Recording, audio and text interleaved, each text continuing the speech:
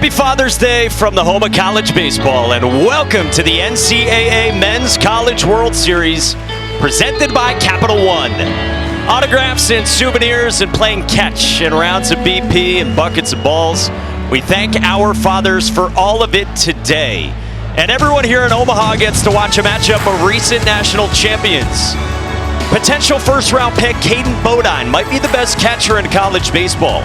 He leads Coastal Carolina on a 24-game winning streak. Against surefire first-rounder Iva Arquette at Oregon State, who has played some thrillers the last 2 weekends. Day 3 here, and we have started to trim the field. Earlier today, Louisville hung a half dozen on Arizona in the bottom of the 8th inning to stun the Cats with a Cards comeback to save their season.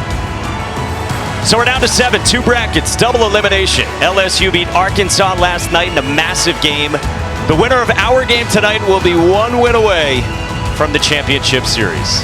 With all that, we say hello and thanks for joining us. Alongside Kyle Peterson and Chris Burke, I'm Mike Monaco. Chris Budden joins us in a moment. And happy Father's Day to our fathers you see right there, to you fine gentlemen as well. And as Ryan McGee perfectly said, we love this crossroads on the calendar. Yeah, for a lot of us that grew up playing this game, Father's Day, baseball are intertwined, right? And my Pop's not with us here today in the stadium, but every time I'm in a yard, I think about you, Pop. So happy Father's Day. Very well said, Berkey. Yeah, we're looking forward to this one with everyone here watching it. And KP, they get to watch Coastal Carolina, the hottest team in the country. Yeah, they are. I mean, this is, don't call them Cinderella, because they're not that. This is one of the best teams in the country. Program record for a variety of things this year. How about winners of 24 in a row coming in? They have not lost a game since April 22nd. That's almost 2 months. Obviously, have won every game in the postseason. I think the thing that sticks out to them is this ballpark is kind of built for them, boys. If it plays the way that it has, they're not going to hit a ton of home runs, but they will drive you nuts on the base pass.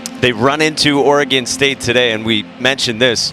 2 Fridays in a row, they have walked it off. And they got a flair for the dramatic. After trailing 4-1 in the 9th, they tie it up. Then A.J. Singer wins it for them in the 10th. And then game 1, they blow a 2-run lead in the top of the 9th. All they do is come back in the bottom of the 9th. Gavin Turley, a rocket into left. The athletic Iva Arquette comes around to score. And the Beavers continue to win with a little magic. Who else for Oregon State but Gavin Turley, one of the best in program history. He walked it off to set up this showdown tonight. Ethan Kleinschmidt grew up an Oregon State fan, and he gets the ball for the Beavers against the Sun Belt Pitcher of the Year, Jacob Morrison, with first pitch coming up.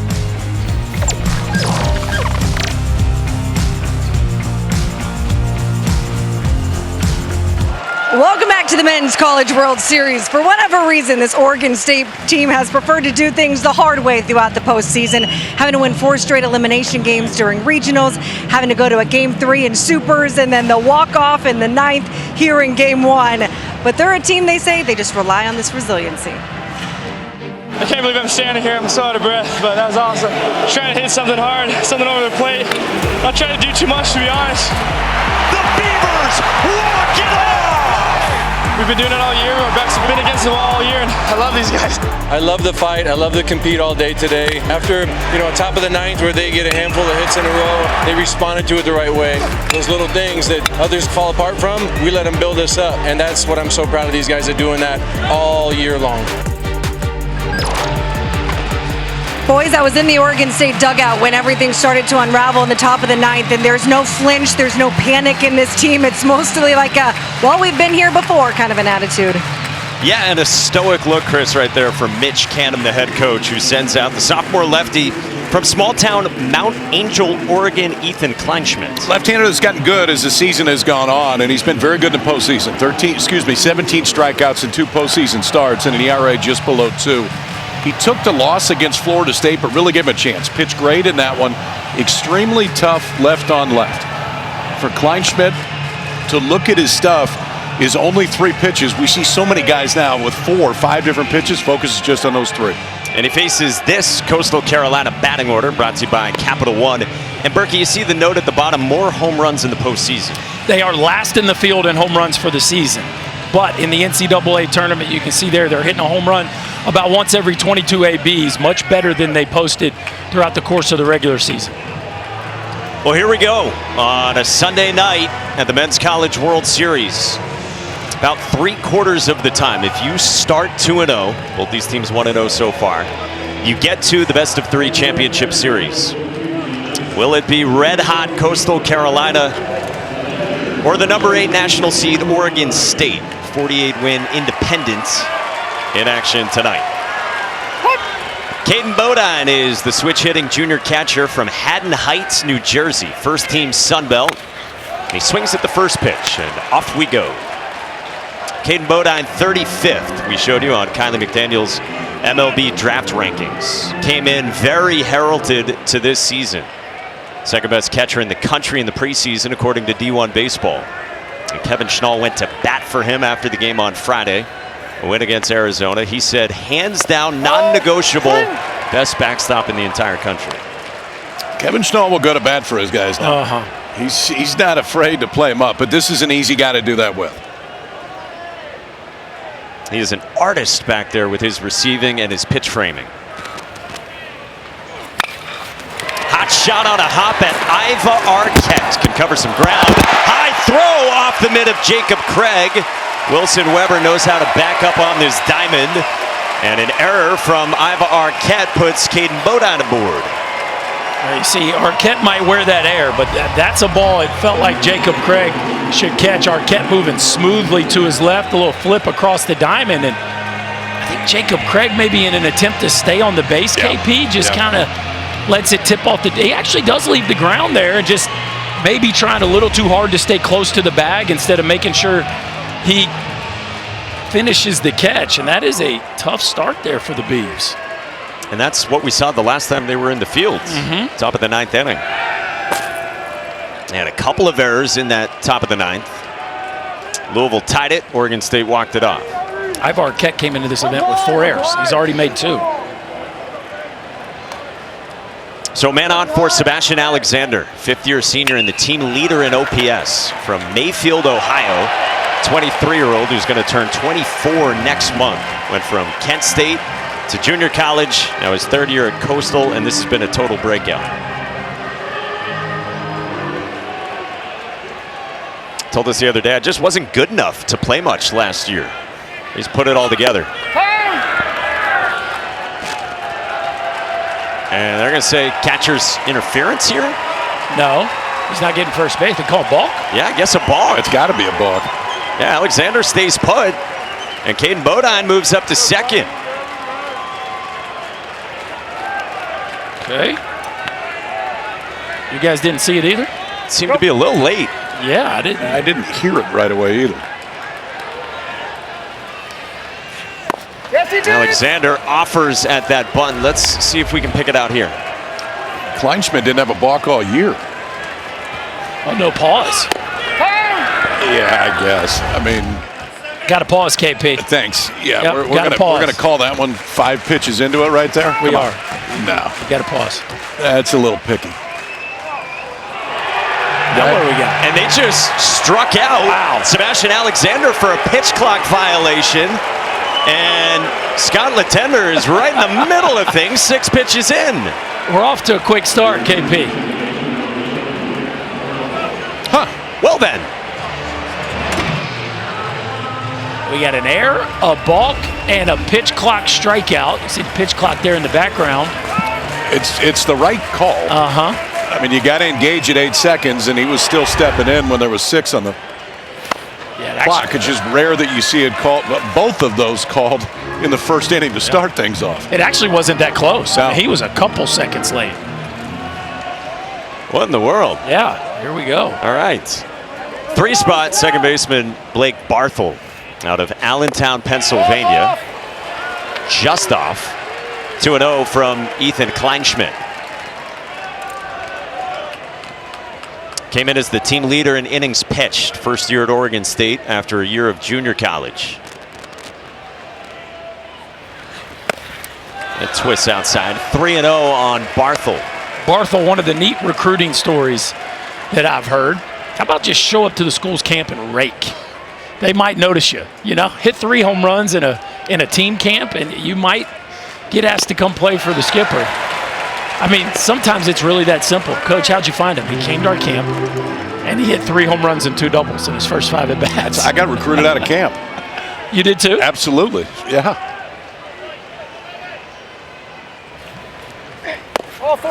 And Barthel works a walk. So 2 on for Coastal Carolina against Ethan Kleinschmidt. All right, so we talked about the approach for Kleinschmidt. It's a fastball that's going to live about 90. Could be a tick more. A lot of horizontal break on that slider, and then changeups primarily just to right-handers. That's it. It's just those 3. Fastball usage has been significant, and you can see over the last 3 starts just how consistent he has been. Strikeout number is up. The walks have been fine. Not off the charts good, but fine. And obviously, that walk right there has Coastal with 2 on. He started the year in the Sunday spot in the weekend rotation. Beat out some big names to get there. Traffic here for the cleanup man, Walker Mitchell. Sophomore third baseman from Lexington, South Carolina. He's been an unsung guy on this team throughout the season. He's gotten a lot of praise from staff and teammates. Last year as a freshman, just 11 plate appearances and only 3 hits. Well, this one comes in and hits Walker Mitchell. That's what Coastal Carolina does. They train it. It happens all the time, and they've got the bases loaded. Well, they do that more than anyone in the country. That's the 171st hit by pitch this year for Coastal. So I did something in my book today I've never done. All right. I wrote how many times each guy has been hit by pitch all the way down. I've never done it individually. But with Coastal, it's a part of their game. And I can promise you it's something the umpires are very aware of, just to make sure they're not creating the contact. That wasn't the case right there. Yeah, that's a lot of them. Came in with the 2nd highest total in Division I history, only behind UC Irvine last year. And Mitchell leads the club. That's now 32 for him.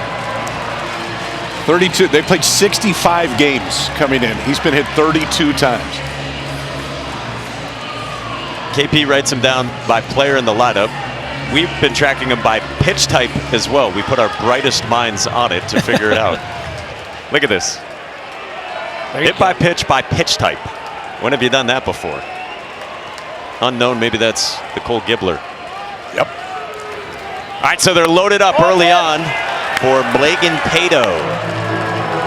Right fielder in the 5 spot, sophomore from Haymarket, Virginia. And we're going to get a mound visit here after the first pitch to Pato from Rich Dorman.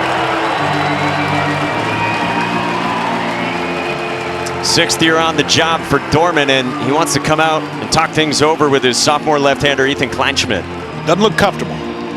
That's for sure. Does not look comfortable. I mean, gets a ground ball to start that should have been an out, but then kind of a gift strikeout, but hasn't pounded the zone yet, which is understandable.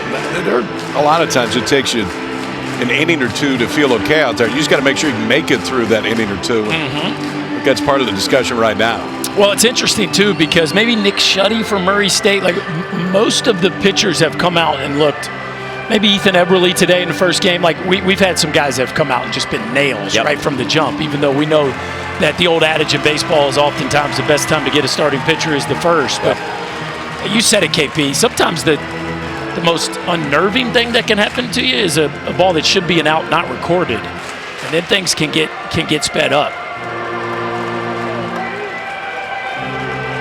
Let's see if Ethan Kleinschmidt can slow it down against Pato, the Longwood transfer. Had a couple of hits Friday in the win against Arizona.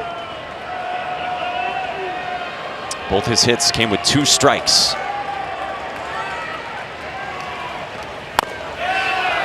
That's a strike at the bottom of the zone as Pato bats with the bases loaded. Caden Bodine reached on the error. Blake Barthel walked, and then Walker Mitchell got hit. Again. It's down 2-1 at 93.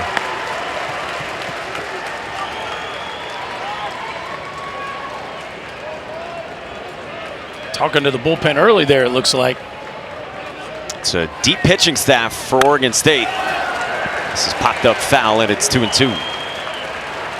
Dax Whitney was the starter for Oregon State on Friday, and boy, he came out and he was outstanding. Yeah, he looked pretty comfortable in this environment right away and did the entire time out there. A guy that we were excited to see in person. Dax Whitney lived up to it. And now Ethan Kleinschmidt, 2-2. Up the ladder, no chase on 92 to Pato. Oh yeah, Teal is here in Omaha. Oh, they got their hottest hitter in the postseason up with the bases loaded and a fastball count. It doesn't get much better for the Chanticleers than this. 3-2. Pato gets hit by a pitch, and Coastal Carolina leads. Oh, no. No, they're saying that he moved to be hit by the baseball, so they're saying that that is strike 3, and this is the rule in college baseball. If you are judged to intentionally make a movement to be hit by a pitch, it's a strike. It is something you can challenge. In its simplest form, did you create contact or did it just hit you? And any movement to create contact is what creates that call right there. Did the ball hit the batter or did the batter hit the ball? That's the old Paul Gillier line that I think it sums it up perfectly. How about a 3-2 breaking ball right there? And I don't know what you thought live. I did not think he made a move, but I'm with you. we're going to have to take another look at it. It's a long discussion here, but again, the call on the field was that he made a move to be hit by the pitch. Ooh. See if that elbow goes towards it. Boy, it hits him on the It moved out tricep. first. Yeah, it may have just got his jersey on the way by. The elbow definitely moved closer to home plate. Coastal Carolina is challenging the intentionally hit by pitch. The previous play will be under review. Yeah, so a couple parts. They're saying that it did hit him first and foremost, but then they're also saying, again, as we've said, that he moved to intentionally be hit by the pitch. There was definitely a movement towards home plate with the elbow. It's not massive, but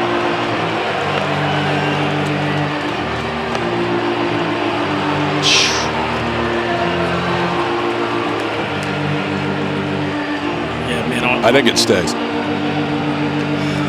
This is going to be a storyline, and I don't think it's only going to be in the first inning because of the way that Coastal plays. And you know, this umpiring crew is very aware of it.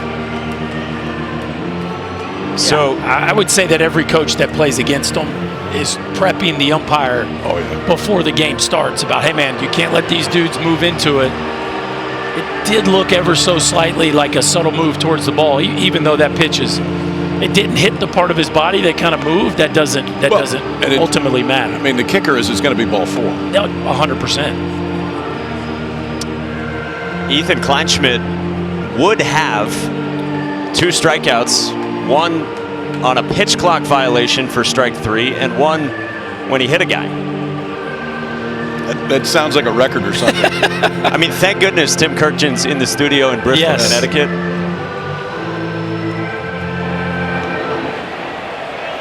After review, the batter did intentionally try to get hit by the pitch.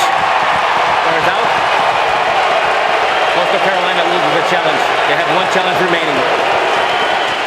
Kevin Schnall, the first-year head coach, replaced the legendary retired Gary Gilmore, comes out for a little bit of an explanation. He says, "I can't hear you." And they're saying you're not. We're not gonna talk about this any further. Well, I it's get replay too. I mean, at this point, Yeah. replay said they upheld it, and that's what it is. So Kevin Schnall, they train this. He was telling us this morning that they show their players video of guys getting out of the way. Like, they are at the forefront of this. They have a run in, but now there's 2 outs. Here's the power hitting Colby Thorndike, who is billed for his bat coming in from a fabulous JUCO season, redshirt sophomore, who has only popped 4 home runs. Yeah, so no run in for Coastal, and this is fouled away. You know, it's such a tough thing. You train to get hit by pitch. You train to get hit by pitch, but on a full count, on a pitch that's 100% a ball, like that's the point where you can get out of the way. Just of that one. bail and Yes. make sure there is no confusion. That's so tough for those hitters to think about that in real time.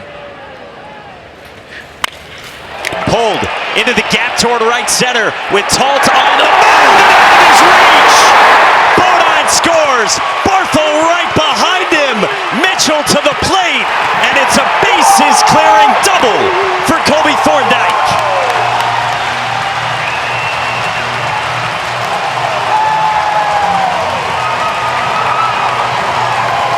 Well, that's how you respond.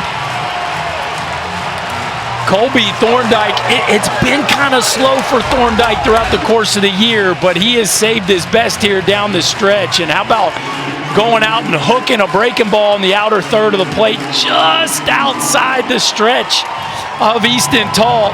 And just when it looked like Kleinschmidt might wiggle out of this one, the Chanticleers put up a 3-spot. And ball 1 to Dean Mijos. There's been some kind of top of the first. Mijos DHing again in the 7 spot.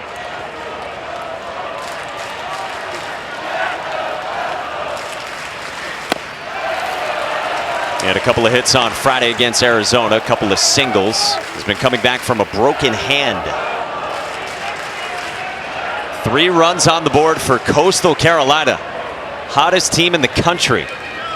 25th pitch of the inning. It's cut on and missed. And I guess they all go down as unearned, right? First play of the game is an E6 on just kind of another kind of awkward play. And the one play he should have got it out on. He didn't. The other 2 strikeouts came without, well, throwing a strike. Fouled away with Thorndike running.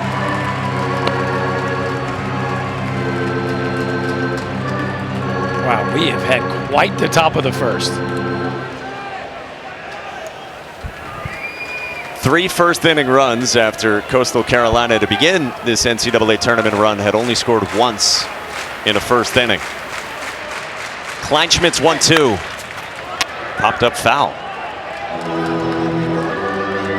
Well, let's see what else the night brings.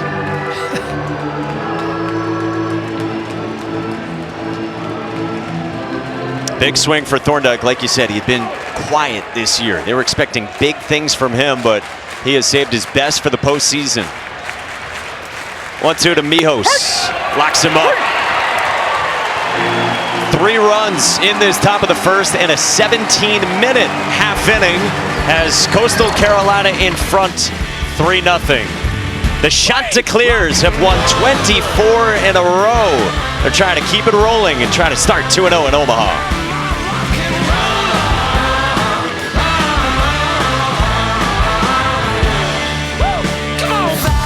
So we do have a game plan, and we're just going to stick to it. Baseball gods were on our side. It's all paying off right now. It's a normal feeling now, and we're just expecting to go win. Each guy in the lineup, it's the guy that can do damage.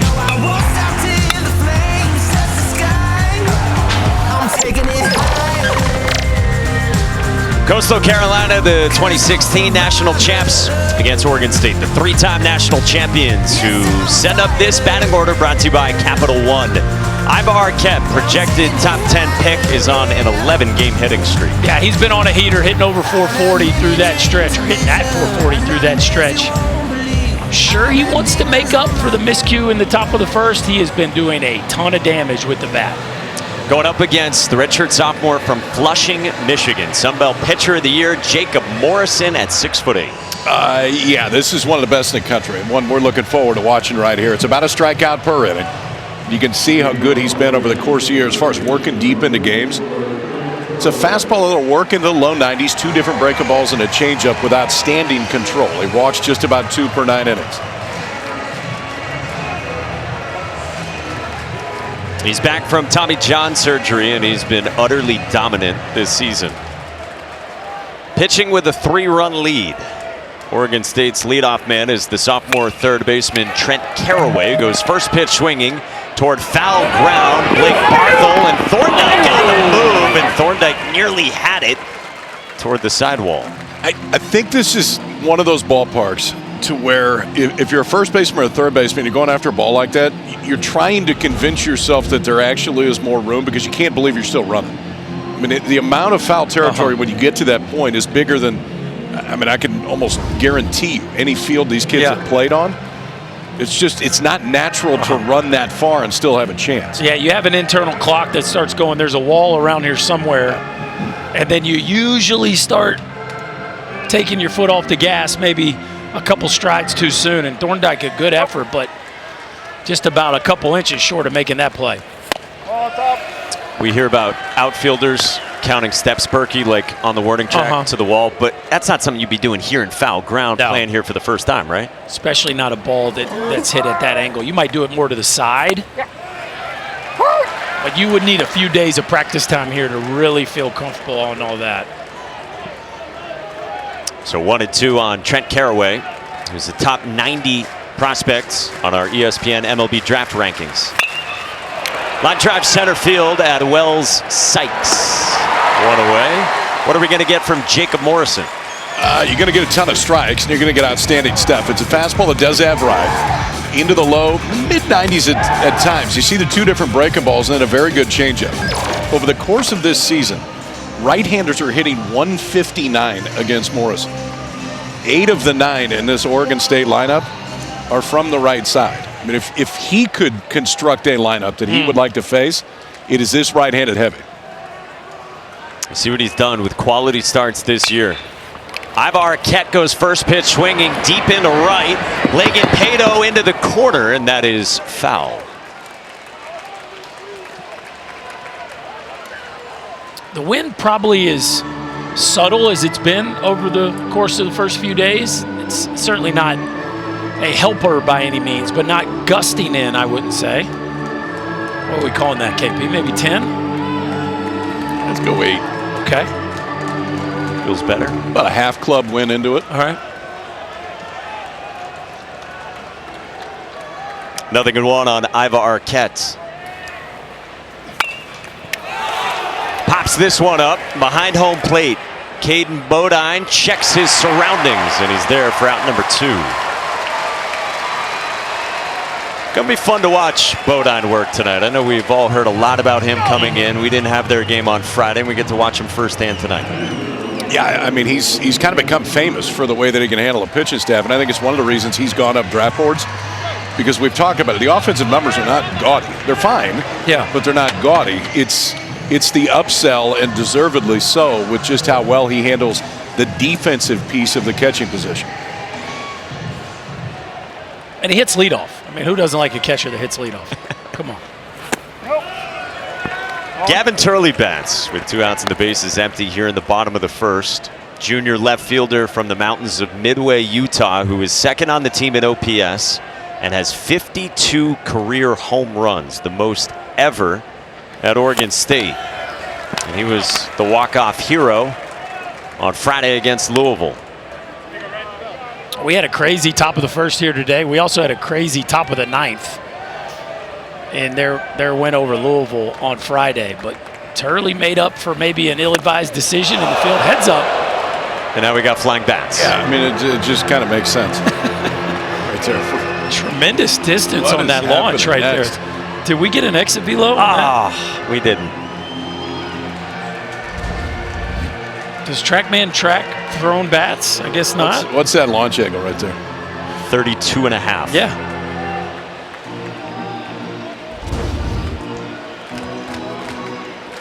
It could get funky tonight if it hasn't already. 2-1. There's the overhand curve. Yeah, that's the slower of the two. So you see that he calls it a cutter. It's a slider, cutter, whatever. It's 86, 87 miles an hour. That is the true old school curveball at about 10 miles an hour less. Morrison's 2-2. Up the ladder, no swing on a peel down to Kellen Levy. I'm going early comp on Jacob Morrison. Chris Young. Okay. Former Ranger, now general manager of the Texas Rangers. I'm seeing a lot of CY in Jacob Morrison. The 6'8" righty deals, and Turley stays alive. So there's that cutter, that 88 mile an hour pitch that, like you said it, KP, it's slider, cutter, whatever you want. Call it whatever you want. And he can add a little bit of depth to it when he wants to. He can flatten it out and try to steal a strike. For the nomenclature lovers, Jacob did tell us he prefers cutter. Throws it a ton to righties. 7th pitch. Turley pulls one on a line into left, and it drops in front of Sebastian Alexander. That's a bullet from Gavin Turley turning around 95. Yeah, ball's juiced out there at 109. Gavin Turley, it's sneaky power now, as you mentioned, Mike, the all-time leader in home runs. Look at that four-seam spin, and just got on top of it just a touch, or that would have been career homer 53, a ball that he hit plenty hard enough to get out of here, just had the wrong kind of spin, and Alexander chooses to play it on a hop. Tough conditions out there early in the ball game in left field. Alexander, especially with 2 outs and nobody on, wisely puts on the brakes and plays it on a hop. Gavin Turley's now reached safely in 58 straight games, and he's on for Wilson Weber, cleanup man and catcher, senior from Gresham, Oregon, with the sun shining on this Sunday evening. Weber's 4th year with the Beavers, a leader on this team. He was right in the middle of everything wild on Friday in the top of the 9th inning with a ball that fell out of his right hand, and then he couldn't locate it. He started kind of glitching and running to right field. Rich Dorman told him he looked like a video game glitch when he started running the wrong direction after the ball. Comebacker, and Morrison gets those puppies organized and retires Weber. 3-0 Coastal after 1 in Omaha. The NCAA Men's College World Series is presented by Capital One. What's in your wallets? Recent stars in Omaha at the Men's College World Series who have gone on to the big leagues, like Paul Skeens, who was here and dazzled 2 years ago. They see him tomorrow. Rumor has it. Oh, really? Maybe making a trek up. Okay. That would be noteworthy. I would agree with that. Now the wheels are turning. What do we got on the Pirates' schedule? I think they're in Chicago. Off day tomorrow. Go to Detroit, I believe. That is exactly right. All right, so we'll be on the lookout. AJ Hinch is hoping to get stuck here. Top 2 in this winner's bracket game. Both these teams got wins on Friday, trying to get to 2-0, double elimination format within each bracket. 8-9-1 with the shortstop from the left side, Ty Dooley, against Ethan Kleinschmidt, who had to throw 27 pitches in the first. Yeah, and the misses with that fastball are consistently in the same place. They're up and out of the zone, and most of the time up and out of the zone arm side, but you can see it's just over 50-50 strike to ball so far. Finds the zone with the heater there. Ty Dooley's from South Carolina. He's in his 3rd year at Coastal. 3-year starter after he transferred in originally from Radford. It's been the best season of his career with the bat.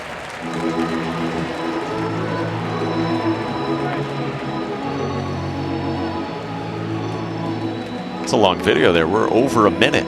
It's got to be the whole Ty Dooley at bat. It's commitment. Got to be a family member, right? You would think. 2 hits Friday for Ty. This guy got hurt. He was out a couple of weeks when he sprained his ankle in pregame activities for Coastal. 2-2. That's up high. Full count on Ty Dooley. 4-2.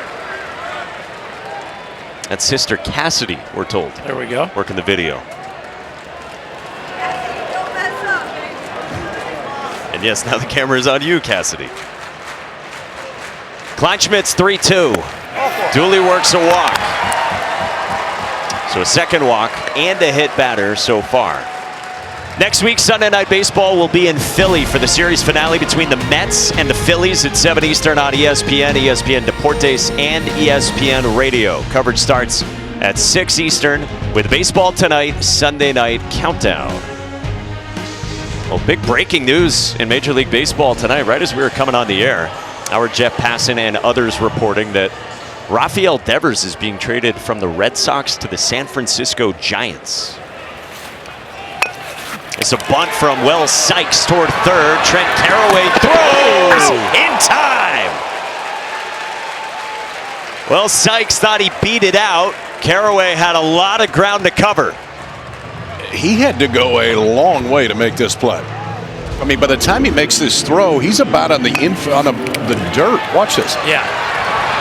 That right foot was just about on the dirt when he let it go.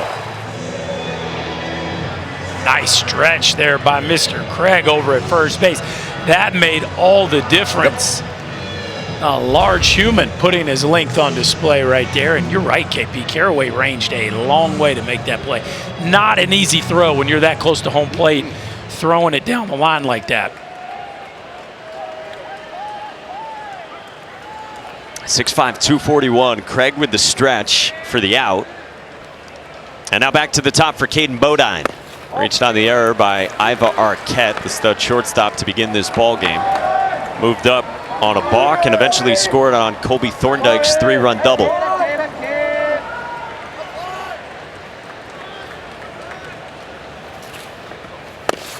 We talked about the bat of Bodine. He's a third-year starter. His best year offensively was actually his freshman year, 11 home runs and an OPS up near 1,100. It's interesting. You usually don't see a 3-year starter post his best year, his first year. Line drive towards short off the mid of Arquette, and they've got Ty Dooley hung up. They flip to Caraway, tag him for out number 2 on a rocket from Caden Bodine. Here's the question. Did this actually work out better for Oregon State or worse? Better, because if he catches it, it's a double play. So it worse for Oregon State. You didn't hear the question. Better. They got one. They got Coastal. one. Better for Coastal. I was thinking the same thing, but I was thinking the other dugout, and so I answered you too quick. But yes, it's okay. Yeah, Not the first time if you you're didn't Coastal, listen to me. you're happy that the ball was dropped. KP was just a step ahead. He was thinking of the beneficiary. No offense taken. But yeah, I mean he's out. He's out It's easy. not even close. Second He's base. doubled off the Yes. catch. 109 off the bat of Bodine. So 2 outs, Sebastian Alexander.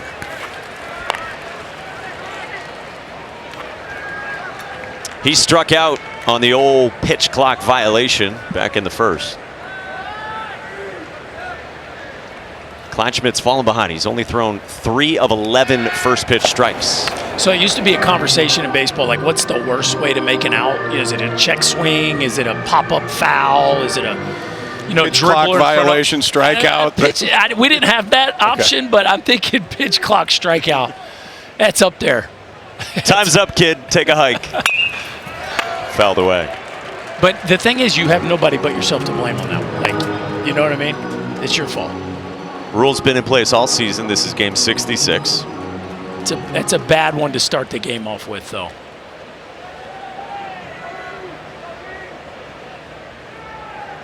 The 1-1. That's a knee-high strike at 92. Yeah, that's what you need. Jacob Morrison, a.k.a. Chris Young, lurking in that first base Coastal dugout. Kleinschmidt's 1-2. Inside, and we've got a very vocal home plate umpire tonight in Scott Latender, so we can hear everything too. We like that. Yeah, beats the opposite. Been active too. He's got a camera, he's got the shades, and this is what Scott Latender is looking at on a 2-2 from Kleinschmidt. Swing and a miss up the ladder at 90 miles an hour. A 0 from Ethan Kleinschmidt.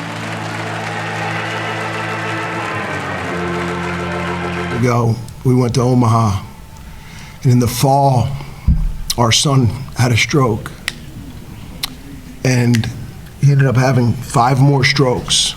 He was in the 3rd grade, and he was young, and he had a rough year, and we decided as a family that our kids were going to stay back. We've been talking for years. If we ever go back, he's coming. They're coming, and these guys have awarded him that opportunity. Jaden suffered from a rare condition called Bauhunter's syndrome. Doctors were able to figure out a surgical plan for him. He now leads a completely normal life and is able to spend Father's Day here in Omaha with his dad. It's beautiful. There's probably a little bit extra meaning down in that Coastal dugout right now. Scary stuff when you're going through something like that at that age, man. Kevin Schnall in that dugout as the first-year head coach, promoted after Gary Gilmore retired. And Kevin Schnall, all he's done this year is put up the most wins by a first-year head coach in Division I history. Jacob Morrison is behind A.J. Singer 3-1. I like Gary Gilmore's comments. I'm happy for him. He's making me look bad. It took me 20-plus years to get here. And all Kevin Schnall needed was one. And, oh, by the way, the most wins ever in the first year. That is a loud season that Kevin Schnall and the Shants have put together. They've played this game for a while. Yeah. At the top of that list, that is saying something. Jacob Morrison's 3-2. Up the ladder at 94 to fan A.J. Singer. On the way. So cool. Earlier this season, there's the family of Kevin Schnall, son Jaden there on the right. Very tall. Yeah. Jaden, freshman in high school. Jaden doing all right. That's cool. Take some time indeed to thank your father. Tice Peterson, the batter, takes the curveball for a strike. One more thing on Kevin Schnall. He has mentioned a couple times that he's thinking of his father as well, who passed away right around the start of 2023, a former coach. Passed away at 78 years old. That's where a lot of the coaching influences come for Kevin Schnall. So thinking of his late father, Stephen, today as well.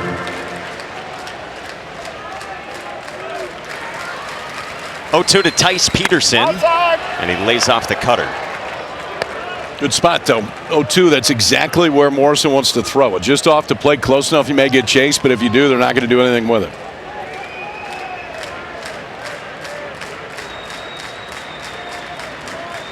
One-two.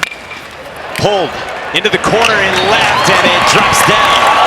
Alexander misplays it, and Tice Peterson ends up at second with a single and then an error to move into scoring position in the second for the Beavers.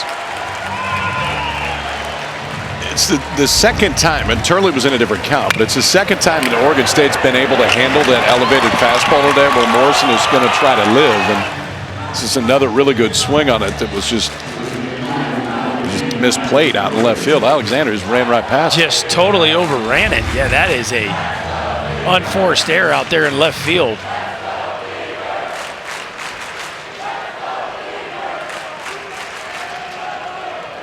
So 1 on, 1 out into the 7th spot for the hulking Jacob Craig.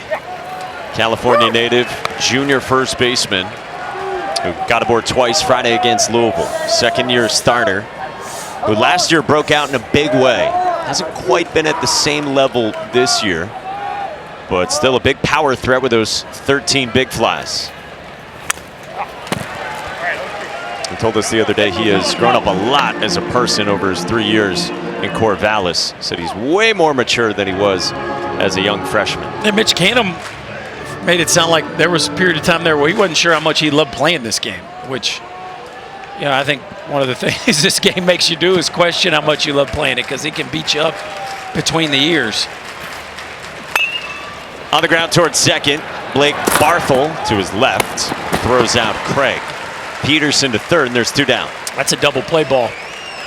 Yep. That runner's at first base. That's a double play ball, and they are running off the field. Instead, 2 outs and a runner in scoring position. So now it's up to Morrison to be able to pitch around the misplay in left field.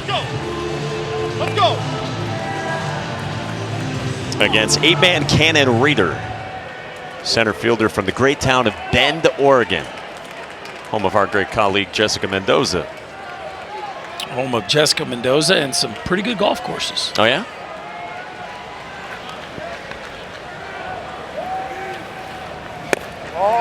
We do speak a lot in golf terms. Bandon Dunes. Yes. Tends to come up. Yeah. Like pitching on this mound with a ton of wind, like we saw the last couple days blowing in. Like feels pretty good. Playing like on a downhill par 5 with no OB. Wind at your back. Over here. It just feels like the pitchers stand a little bit taller on this mound, KP. Feel pretty good running out there. Yeah, you turn around knowing your outfitter's got a long way to go before they're going to run out of room. All this foul ground, a little tailwind. A lot of conditions that pitchers like. And Morrison's already 6'8". Here's 1-1. No swing on appeal to Kellen Levy. So you mentioned handling the high fastball and then laying off the high fastball right there as well from Cannon Reeder. First year for him in a full-time role.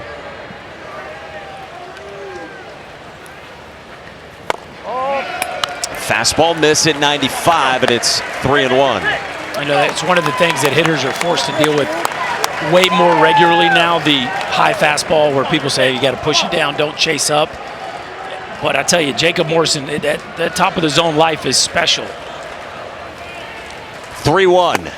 Reeder swings through the cutter. That is the one that is the most special today, is he has leaned on it, and I think you're going to see him lean on it more as this game goes on. He's got great control of it. The misses have been small, but he's had better control of the cutter than he has of the fastball so far. Does he go back to it? 3-2. Another one gets a roller to short, handled by Ty Dooley to end the inning. And Jacob Morrison loves it. He leaves him in at third. We're through 2. Teal, Coastal Carolina up 3. We chat with Mitch Canham next.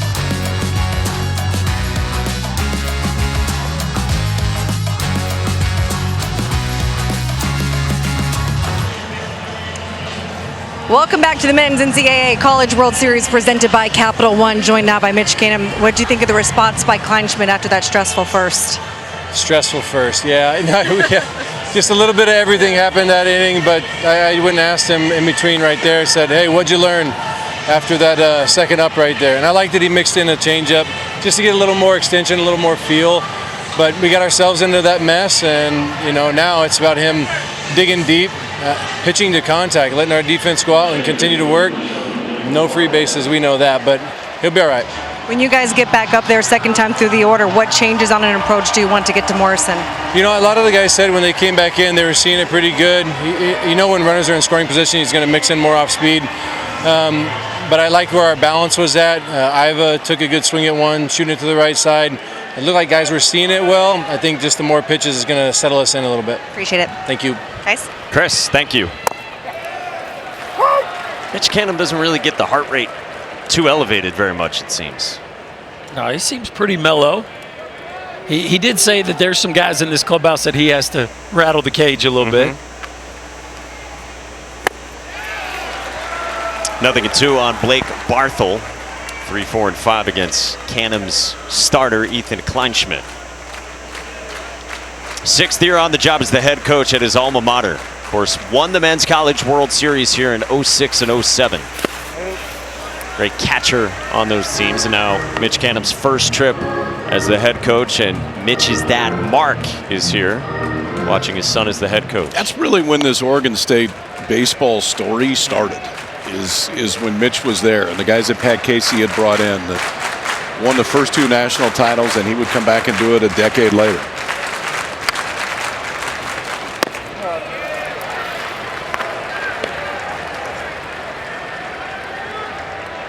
Mitch Canham was in pro ball 3.5 years as a manager in the Mariners organization. After 07, he got drafted top 60 to Major League Baseball.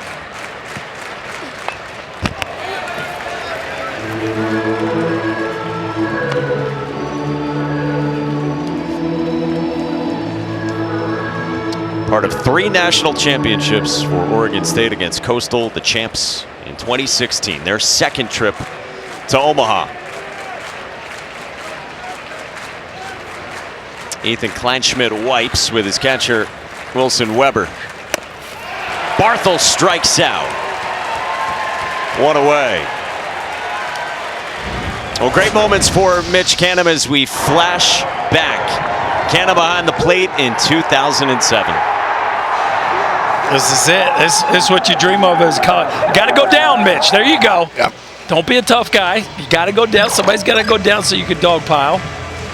Became famous for his rapping skills through those couple years as well. He still made it sound like he could mix it in now if necessary. He made it very clear, though, that when they start freestyling on the bus, there's no phones allowed. No recording of the skipper freestyling. It's still in there, though. So I was going to say, can we get Chris Budden to, in one of these in-game interviews, just try to get him to rap? Just, Mitch, please bust a rhyme.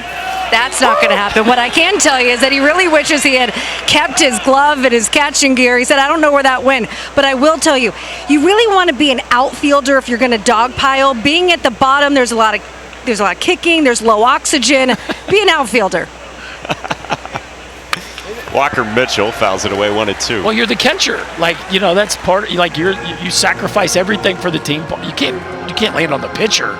We can't have the pitcher get hurt, KP. You guys are too soft for that. The catcher's got to go on the bottom. It's usually the catcher's smart enough just to form tackle you, and then he's got a little bit of buffer. Kleinschmidt's 1-2 is down. We have heard of some celebration injuries. Jamie Arnold, who's got a chance to go first overall, was celebrating with the trophy last year before coming to Omaha, and he cut his pitching finger, one of his pitching fingers, on the trophy. Not good. 2-2. On the ground, a third at Trent Caraway. 2 down. Well, Chris asked Mitch Kahneman, yeah, I think he likes what Ethan Kleinschmidt has learned. We didn't really get the answer of that. There was a changeup mixed in, but I wasn't quite sure he was going to make it out of the first, to be honest with you. I mean, it was wobbly. The misses were significant. He kind of got handed a couple outs, honestly. But I think it's a testament to that he's hung in there, and at this point, you just want to give your offense a chance against one of the best right-handers in the country. Kleinschmidt's got 2 quick ones, and now Blagan Pato cuts through the first one. He was the guy who struck out on the hit by pitch with the full count in the first inning. Transfer from Longwood. A lot of tools. He's got power. He's got speed. Just needs some more reps. Came over from Longwood with one of the new assistants on this staff for Coastal Carolina, Chad Oxendine, former head coach at Longwood.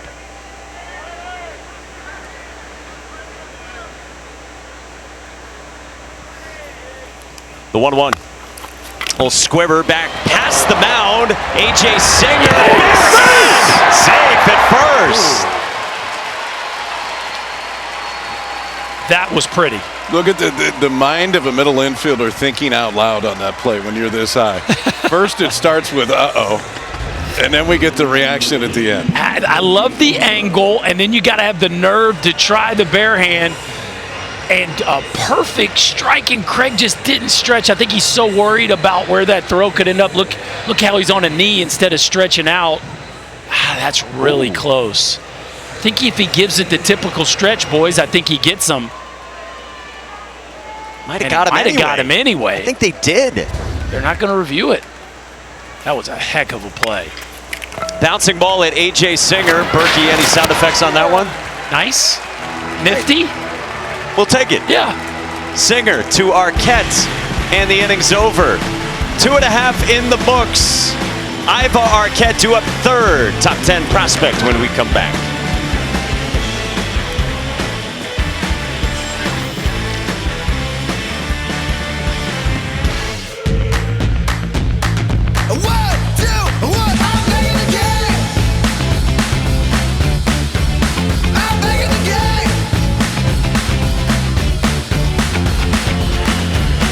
Day 3 at the Men's College World Series in Omaha. Happy Father's Day to all of you watching wherever you are. Come to you from Charles Schwab Field on a warm night at the ballpark. Kyle Peterson, Chris Burke, Mike Monaco with you upstairs, and Chris Budden down on the field, and our entire excellent crew behind the scenes. Winner of this one moves on to Wednesday afternoon, would be 1 win away from the Men's College World Series Finals. Loser comes back and plays Tuesday against Louisville. Stayed alive earlier today with a crazy comeback. 6-run bottom of the 8th inning to beat and knock out Arizona. Speaking of an inning that had a little bit of everything. Yeah. Wow. Louisville became Louisville. There was chaos everywhere on the base pass. Easton Talt, the batter, against Jacob Morrison. Yeah, you know it's going your way when you have a botched squeeze that you get a run out of. That's when it's your time. Pulled, well struck, right field. Pato's back and it's gone! Easton Talt unloads to get Oregon State on the board.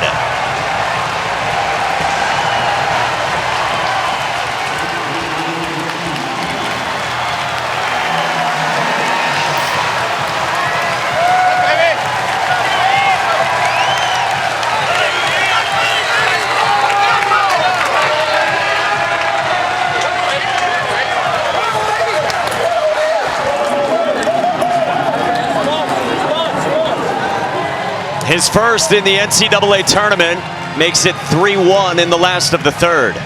The last Beaver to homer in this postseason of the starting 9 today. Easton Talt with a rocket out to right field. Saw it 108 off the bat. KP was talking about all the righties in the lineup and how good Morrison is against righties. Well, the only lefty got him. Strikes. Trent Carraway flew out to center's first time, hit it well at 100 miles an hour off his bat, but he's down 0-2. Easton Talt, it has not been a great postseason necessarily for the Beaver right fielder. Actually didn't start game 3 of the Super, but has played both games here in Omaha, and that is one way to get it going. Homer out of the 9 spot. That is strike 3 called on Carraway. Second K for Morrison. Yeah, it looked like just a four-seamer. That's the one when you see high ride guys. If he throws that thing below the belt, you got a real shot to launch it. And this one is hit about as square as you can ride one out of here. That's how you cut the wind, KP, at 25 degrees. You don't have to worry about the wind knocking that one down. A 3-iron in the right center field seats. You know mom and dad are fired up about that one. And Easton Talt grew up wanting to play at Oregon State. Said his whole dad's side of the family went to OSU. So Father Sean is particularly happy on Father's Day today. Yeah. Tough to beat a Father's Day homer from your kid. Pretty good present. Did you ever do it? I don't know. I'd like to think I did. I did have a couple good Father's Day games in the big leagues, I remember, but I don't know if I hit a homer or not. My son Eli hit one for me today, though. Let's go. Thank you, Big E. That's better. There we go. Who cares about me? Let's talk about Big E. Yeah. 0-2 on Iva Arquette. Big A. He popped out in foul ground to the catcher Bodine his first time. And he spits on that from Morrison.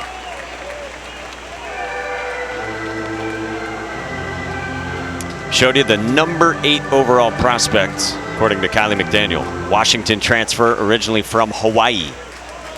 2 years there, 1 year with Oregon State. On the ground, sharply foul. Be interesting to see how they adjust here second time through. That big breaking ball from a 6'8" frame it's just tough to pull the trigger on early. Second time around, though, you can tell Arquette recognized that one right out of the hand, just was a little out in front. All 3 of the hits have been on the fastball so far. This is well struck by Arquette. Deep to right at the wall, and it's caught by Blagan Pato.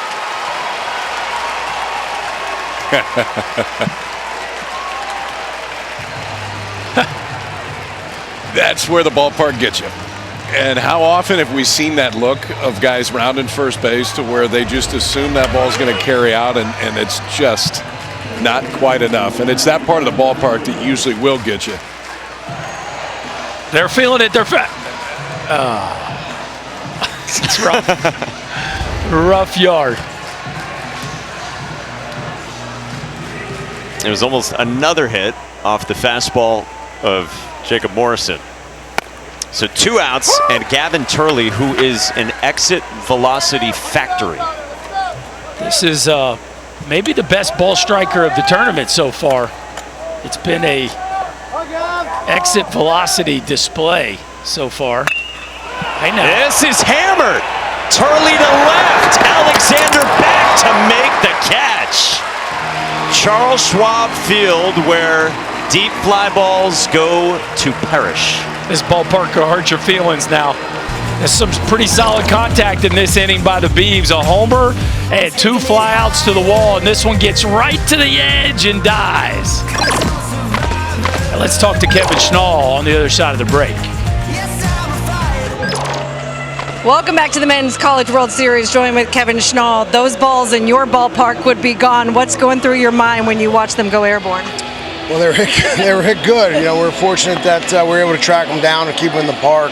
You know, when Jacob stays ahead, he's in good shape. We got to just make sure he continues to stay ahead. You know, he fell behind in their 9-hole hitter, and he took a good swing and hit it out. What is it about the makeup and character of your guys that they have played their best on the biggest stages in the postseason? Well, these guys are just hungry and very humble, and they're all about each other, and it's a really special group. Appreciate it, Coach. Thank you. Guys? Chris, thank you. Most wins in the country, 54. Longest winning streak in the country, of course, 24. They got a win song that Cam Fluke was telling us they play all the time in the clubhouse before Kevin Schnall comes in. It's like a coastal Carolina themed song. Okay. Sometimes they get off the bus in the same order, we're told. A little bit of superstition. Yeah. You win 24 in a row, you start making sure things are in order. Let's just say that. The shots have been rolling. 54-11. They went 26-4 in the Fun Belt. And they swept through the postseason. Hosted as the number 13 overall seed. Then swept Auburn on the road at a Super on Friday and Saturday to get here. They've got the lead 3-1 in the 4th. This is pop foul by Dean Mijos, who struck out his first time.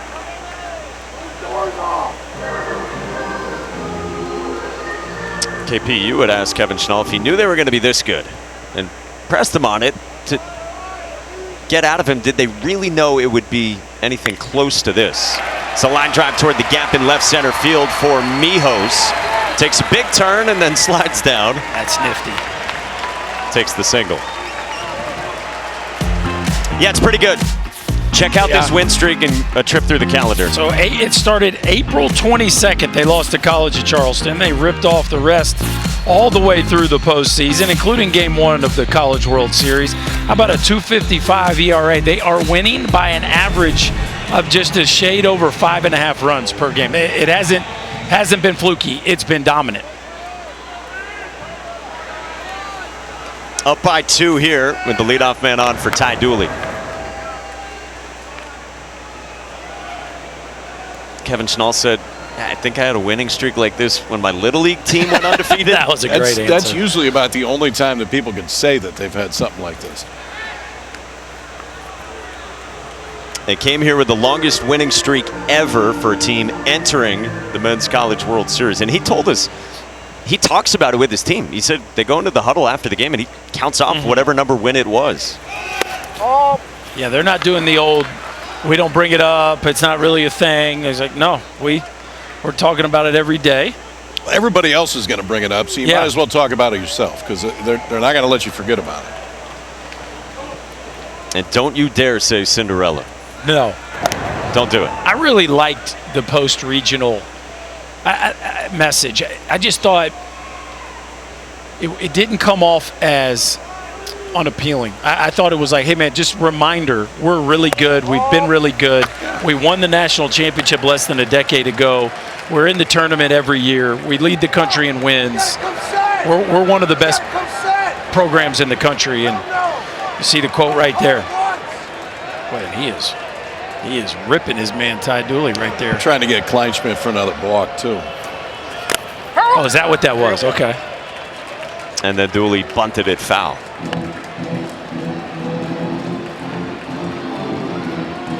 And Kevin Schnall went on to say this is not a fluke and we're not going away. I mean, it was incredibly consistent. The Sun Belt was a great league this year, too. I mean, they and Southern Miss both hosted. Troy was one of the last 4 teams out.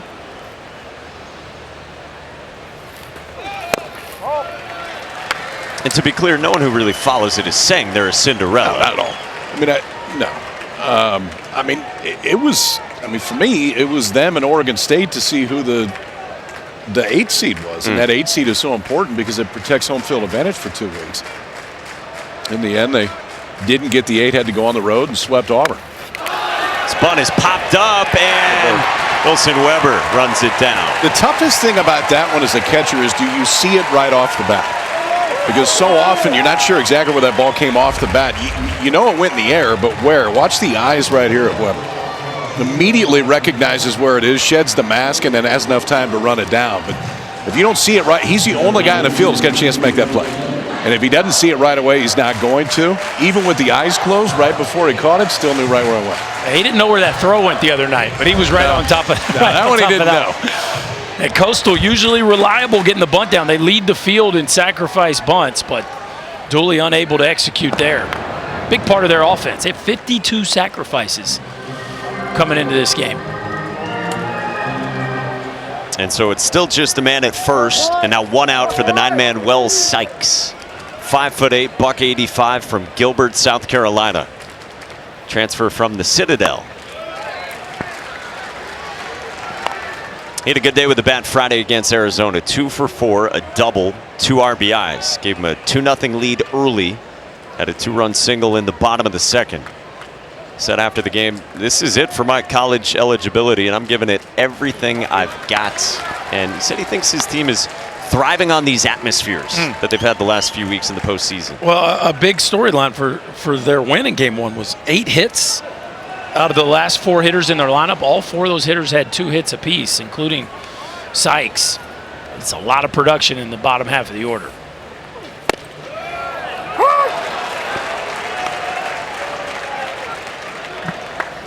Pretty good way to go out for a senior, huh? Yeah, he wasn't sure about that one, though. He just gave the Berkey side-eye right there. You don't have to say a word. That's the side-eye when the play-by-play guy says it's 1-0 when it's scoreless.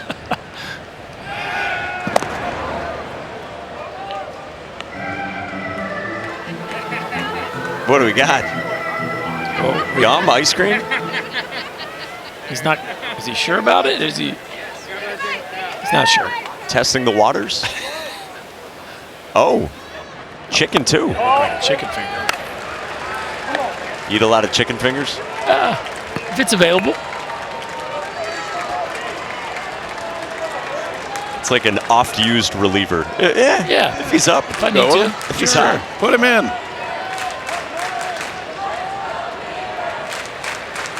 3-1. Ball 4 to Wells Sykes. Looked pretty good there from Ethan Kleinschmidt. It certainly did, and that's a pitch Kleinschmidt needs. He's fastball has a little cut life to it. He loves to run it in there under the hand of right-handers. And that's a pitch I'm sure the Oregon State coaching staff and the battery would like to get from Scott Latender. Some stretching out in the bullpen for the Beavers. Back to the top for the Chanticleers and Caden Bodine, the superstar catcher. He had a rocket to short his last time. Oh, we've talked about it. This guy is an elite pitch framer behind the plate, and it's been fun to watch him work. There's a ball in the dirt earlier that he even still tried to yank up. He has stolen a ton of strikes this season. Again, 35th on Kylie McDaniel's MLB draft rankings. He's also an elite hitter of the baseball when it's in the zone. What's that contact rate within the zone? 96.6 contact rate if thrown a strike. He doesn't swing and miss too much. Now he'll leave the zone every once in a while like that because when your bat to ball's that good, you feel like you can handle just about anything. But when look at that, second highest in Division I baseball, and Scott Latender's heard enough, I guess. They're really on him about Kleinschmidt coming set. 1-2. Bodine on the ground to second. Through the wickets of A.J. Singer. Dean Miho scores, and Coastal adds on.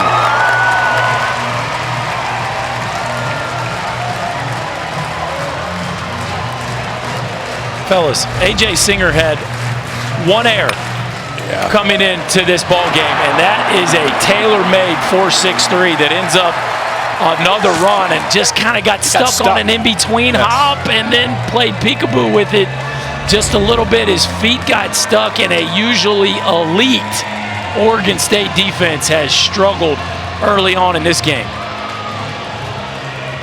Wow. I mean, this guy's so good. Mitch Canham said after Game 3 of the Super Regional, if A.J. Singer is not a Gold Glover, I don't know what a Gold Glove looks like. And so a misplay there. Iva Arquette, you guys mentioned this earlier, he had 4 errors the first 62 games of the season, and he's had a couple here. 2 of them here, yeah. In a game and a half. At the corners for Sebastian Alexander. Guys, A.J. Singer's fielding 996. Wow. That's a tough one to shake when you know you could be sitting in the dugout. The other thing that does too is it kind of shakes everybody a little bit, because the minute it comes off the bat, you think you're off the field because of who they hit it to. And when they're not, and one comes around to score and they're still running, you got to push the reset button pretty quick. And we've already seen him make a couple nifty plays already in this one. He's clearly uber talented with the glove. 2-0 on Sebastian Alexander. You know, it's a team that plays all their home games on turf. Granted, they didn't play a ton of home games. But it is interesting that they've kicked a few here on this natural surface.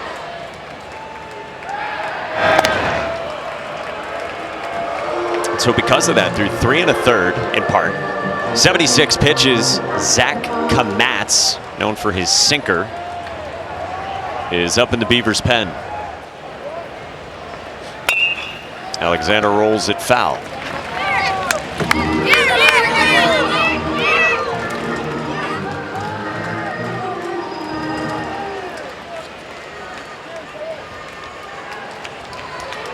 Alexander has punched out a couple of times so far, and a hitter's count 2-1. Chase is there, it caroms away, and Wells Sykes scores. 5-1.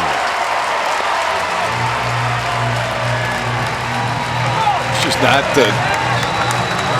not the crispness that you're used to seeing Oregon State play defensively, and that's one of the reasons why they've made the run that they have. Is just their ability to do all the defensive things right.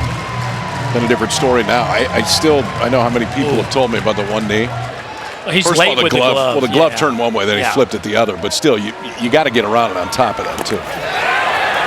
Yeah, he got really crossed up with his glove there. Thought that ball was going to get to him in the air.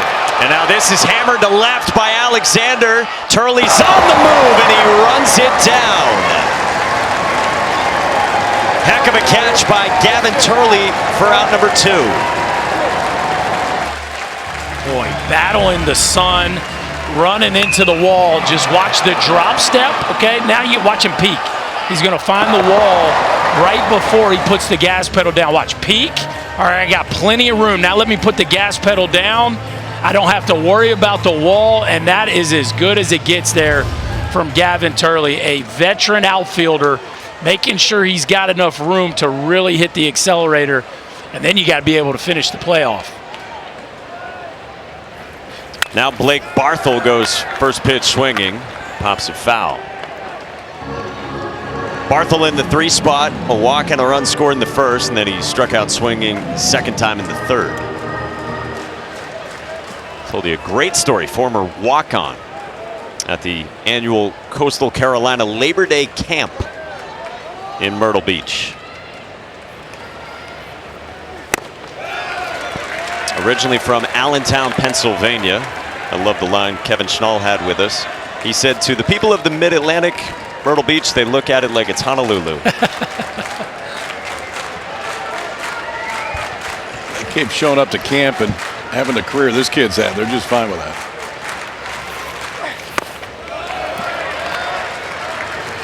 Well, it's a good note to kids. You can get signed out of camp.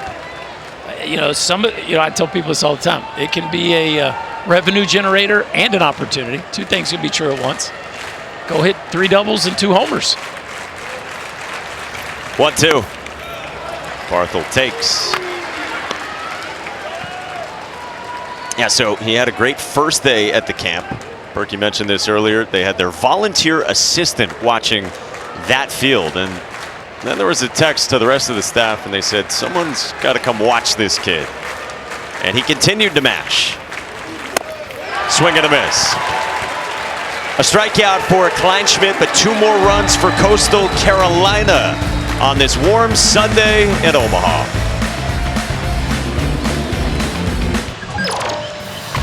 Welcome back to Omaha. When the teams get here last week, we talked to them and I asked all of them, what's it like when you look out on the ballpark? Most say, gosh, a dream come true. For Jacob Morrison, he said, I like the size of this thing. Back home, we live in play at a very hitter-friendly park. I'm excited to stand on the mound, watch my outfield go grab a ball for me. It's happened a couple times already today. It saved him a few. And it saved him a few in that last inning. I think if they're playing at home, it's 2 more home runs. But he's got to play in the same one. And instead, it's 5-1 as we go to the bottom of the 4th. Coastal Carolina's got 5 runs on 3 hits. Cleanup man for the Beavers is Wilson Weber against Morrison.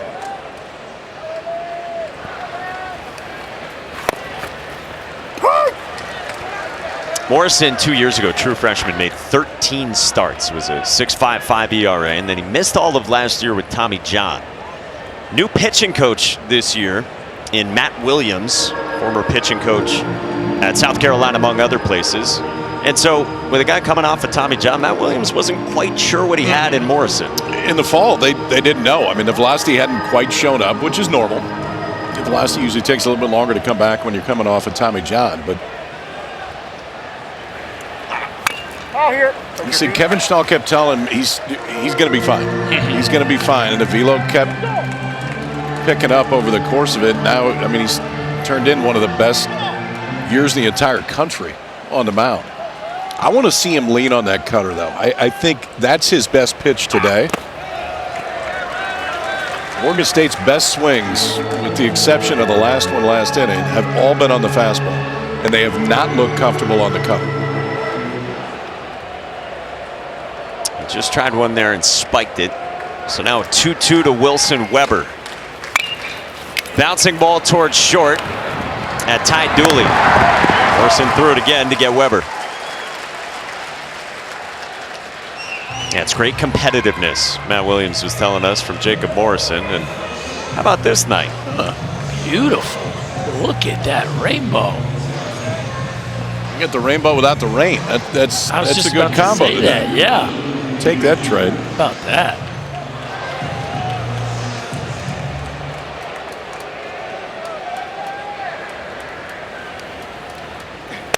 A.J. Singer pulls back and takes ball 1. Singer struck out his first time on a fastball up, leading off the second. A guy who wants to be a coach in the future. Junior college transfer, played at Iowa Western. You can just about see Iowa Western from where we're sitting. I'm not making that up. You go straight that way. I know that way helps a lot on TV, but you go that way, about 5 miles, you're going to run right into it. A bunt from Singer, handled at third nicely by Walker Mitchell. 2 down. I'll make it easy. Go across your pedestrian bridge that you dance over every day and just keep going. You want to take a real run tomorrow? Run to Iowa Western and back. Let's do it together. I'm going to meet you there, and then I'm going to drive home. Okay. What time we leaving? I'll just text you when I'm ready. All right. How about that? Good. Lace them up. Me and you. Or others. Yeah. Berkey was running stairs outside the basketball arena the other day.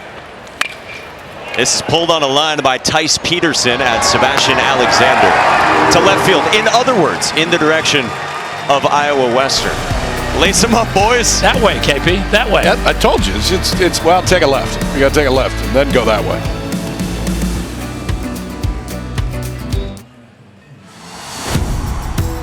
one pitch at a time. No matter how big the game is, concentrate on the job that needs to be done. Focus, breathe, appreciate the moment, because tomorrow will be here soon enough. So be present and live life one pitch at a time. Beautiful words. And we think so lovingly of those on our team that we've lost in recent years, including Kyle Brown, who was the director here at ESPN, passed away so tragically a couple of years ago at the age of 42. And our great friend Wade Hewitt as well passed away and was one of the best camera operators you will find. We hold them and their loved ones very close to our hearts on this Father's Day.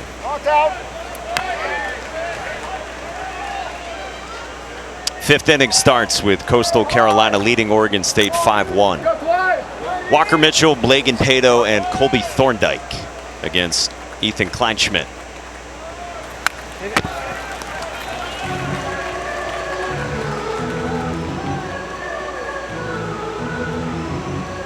Walker Mitchell got hit by a pitch in the first, came around to score on the Thorndike 3-run double, and then Mitchell grounded out to third in the third.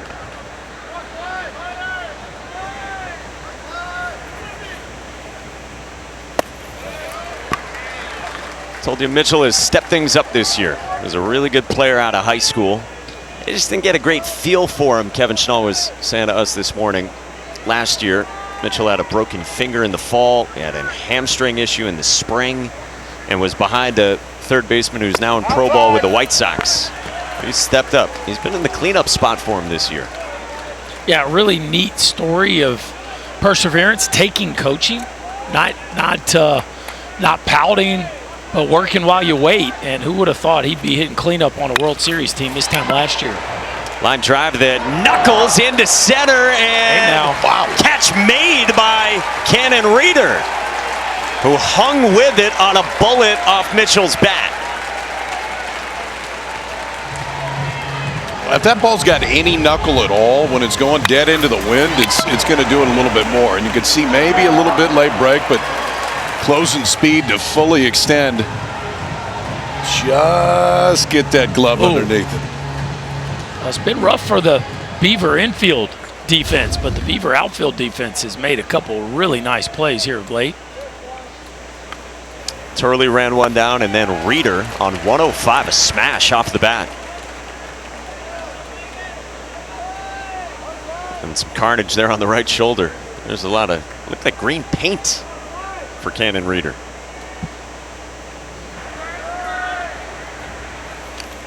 '92nd pitch from Kleinschmidt, and it's 0-2 on Blagan Pato.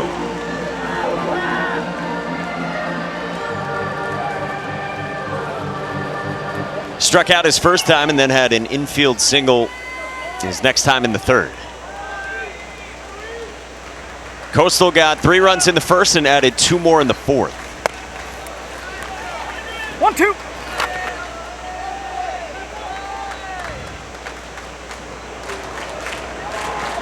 The Beavs back in Omaha, but trailing by 4 after the win Friday in walk-off fashion against Louisville. Oh my! Oh my gosh! He just struck himself out. He took 3 steps. Don't do that to yourself, kid. Oh my! Wow. Well, he was right. Yeah. By the way. Yeah, it's a strike. He made the correct call on himself, but it's a professional strikeout, except it wasn't. Instead, 2-2. What's the next commentary like? Probably far in the future with the home plate umpire then. You're not saying a whole lot for a little bit? Meaning the batter there, you're not turning around and saying anything to the umpire. If anything, you're saying thank you. I was about to say. Yes. But then you don't want to show him up, but you already missed that part. Not that it was intentional. Question is, what did Wilson Weber have to say? 2-2. Full count.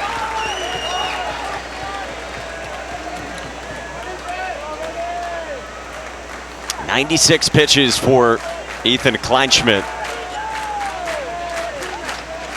This is the 7th here to Blagan Pato. And that is strike 3 called in a similar spot. Pato now makes the full walk. He was right on the walk this time. Yes. The last one he didn't hear anything. This one, 3-2 breaking ball that catches enough of the plate right at the top of the zone. And there's got to be a part of Scott Latender that was hoping he got another chance. Yes. And it took a couple more pitches. You know, Mitch Canham has a rule in their dugout. They're not allowed to talk to the umpires. When they're mad, they're only allowed to yell, "Go Beavs," or "Go Beavers." He's the only one allowed to talk to the umpire. I wonder if there were a few "Go Beaver" chants after 1-2 call didn't go their way. And that is no exaggeration. Yeah. 2 outs, base is empty. Colby Thorndike. So you said the real question is, what is Wilson Weber saying? If anything, it's that. Could be. Look in the dugout. How good is that?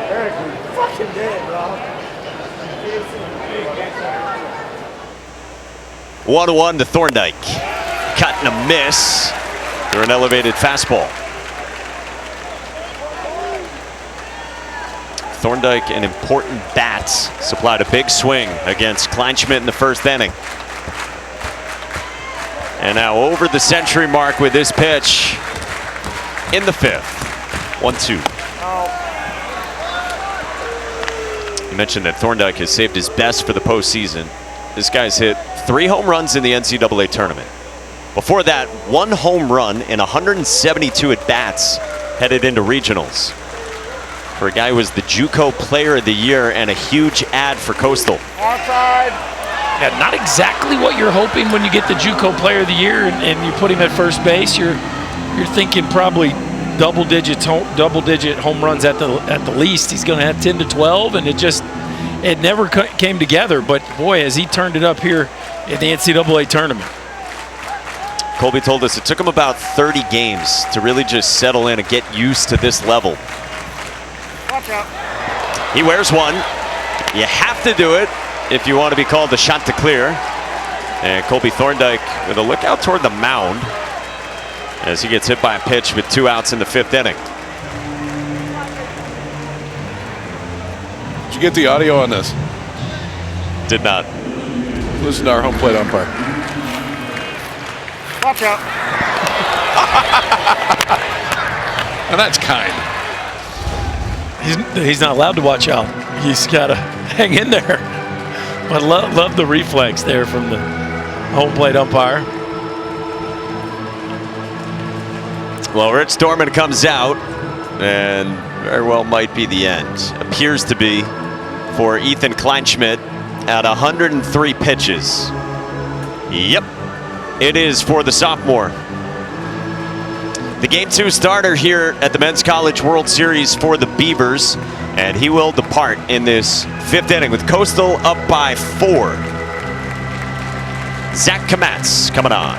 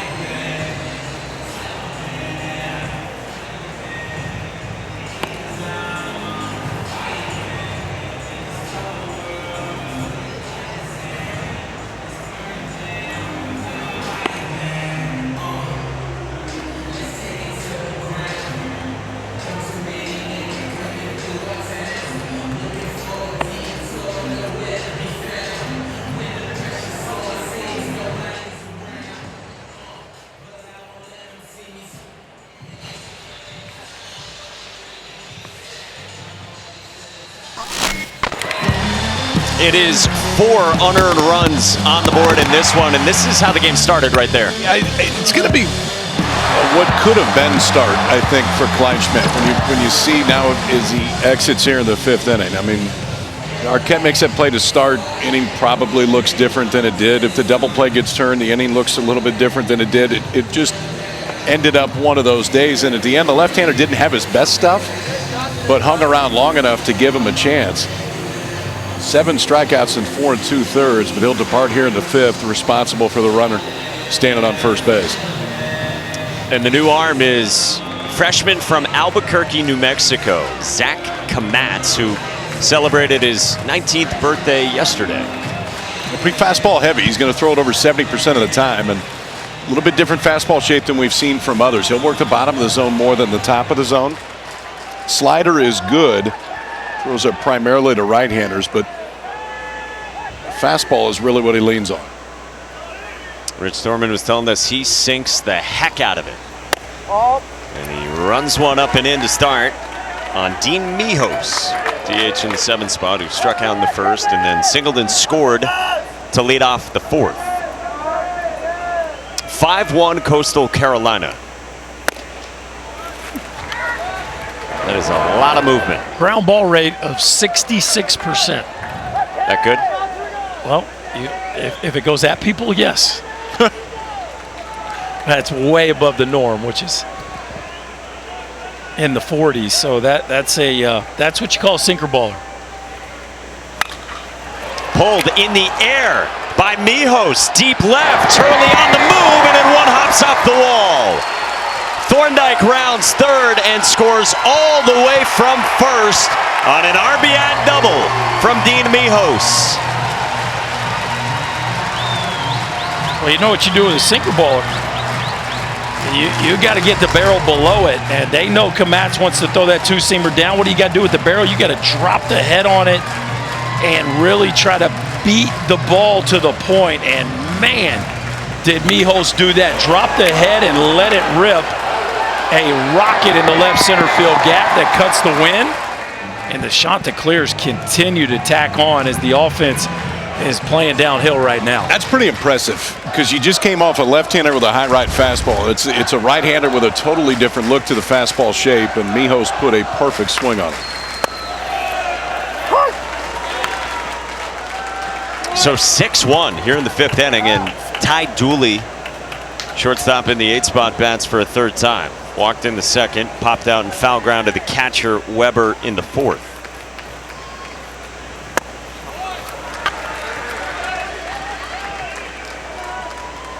Man, Coastal just keeps coming. They're doing a lot of different ways offensively.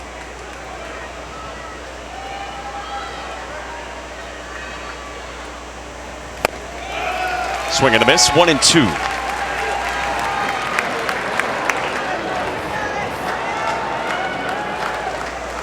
Winner moves on and plays Wednesday afternoon. Loser comes back and plays Tuesday afternoon against Louisville. We got 2 more games in the bracket 2 tomorrow. Bouncing ball to 3rd at Trent Caraway, who gets it over in time to retire Dooley.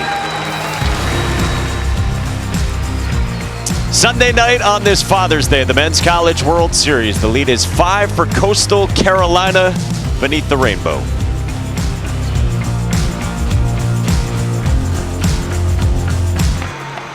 Well, Jacob Morrison back out there for the 5th inning. We told you about the 2 different breaking balls, and he's used them very differently today. This is the curveball, more of a strike stealer. And then the cutter has been more of an out-getter for the most part. So get ahead, steal strikes with that curveball, come back, hammer the zone with a cutter, and I do think he's going to continue to throw that more. Again, this Oregon State offensive approach against the fastball has been very, very good, but they have not centered up many cutters up to this point. He doesn't have his best stuff, but yet he's hung around and is now staked to a 5-run lead. Into this bottom of the 5th again, 7, 8, and 9 for Oregon State, beginning with Jacob Craig, the first baseman, who rolled out to 2nd his first time. It's been fun to watch. Jacob Morrison from Flushing, Michigan, Sun Belt Pitcher of the Year. Bouncing ball to short at Ty Dooley. away. All right, so 2 brackets. We're down to 7 teams after Arizona got eliminated earlier today. And then tomorrow we got bracket 2 coming with UCLA and LSU tomorrow night. Should be a fun one. Brock Chalowski, one of the stars of this field, going up against Fighting Tigers, and they'll show up. And, there's a different shape tomorrow night. Yeah. That is a true old school, real curveball from Morrison. Cannon Reeder, the batter. Showed you Dad Craig earlier, and Mom Heather's here. And 2 more good ones coming your way tomorrow. Meantime, Morrison working right now. Jacob Morrison visualizes all his outings. He was telling us this the other day, that his pitching coach, first-year pitching coach, Matt Williams, brought this to the staff. They call it routine work, and he will visualize getting out the top 3 hitters in the opponent's lineup. So he kind of simulates a full inning of work, and then he'll go back and he'll watch a full outing of his prior to this start. So he told us the other day he was probably going to watch his start against Auburn in the Super Regional. Probably a good one to watch. Yeah. Sometimes he likes watching ones with struggles to it, just to kind of see how he navigates that. They'll get it from their analytics guy, Matt Pepin. Send it over. He'll watch it. He'll visualize it. Full count on Reeder. It's part of the great work that Matt Williams has done with his team. It's one of, if not the best pitching staffs in the country. That's second in the country in ERA. Bouncer to first, and Colby Thorndike handles it.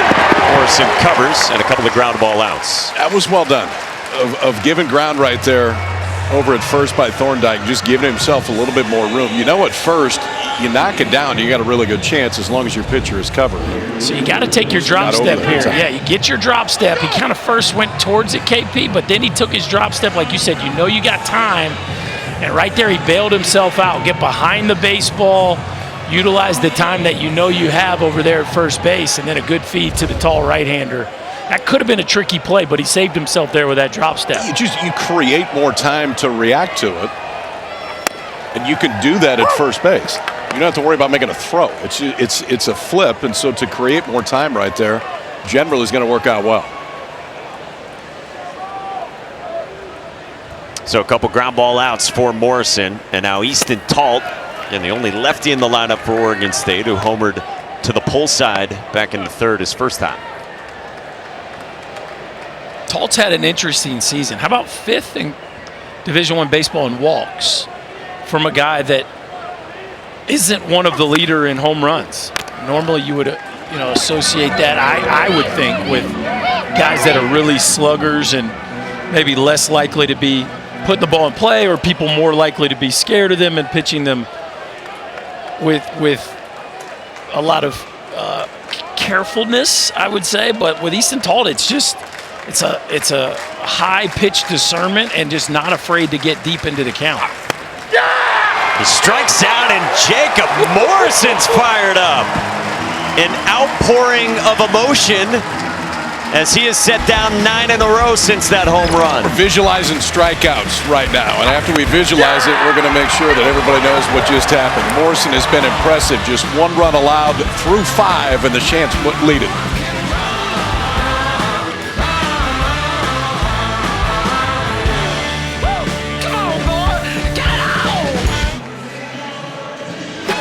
Game 5 of the NBA Finals tomorrow night back in OKC. Series tied, 8:30 Eastern, 5:30 Pacific on ABC, ESPN Deportes, ESPN Radio, with the coverage starting at NBA Countdown at 8.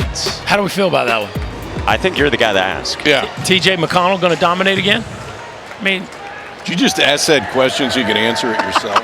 Next time, just ask yourself. How do you think about that? Then you can just answer. I mean, Shai Gilgeous-Alexander. SGA. SGA. He's good and all, but really we need to talk about TJ McConnell. I mean, the guy who picks up full court. He's my hero. It is not hard to connect those dots. I would love to guard you full court just one time, KP. Just once. I just play in half-court games. That's Berkey, I think you might get bodied in the post. That's fine. But he has to get it from the end line to the other goal without double dribbling. If you call a basketball hoop a goal, that's like a serious hooper. That's Naismith caliber. Line drive sprayed foul by Wells Sykes. 2-2 as we start the sixth in what we can assure you is a baseball game. This is it.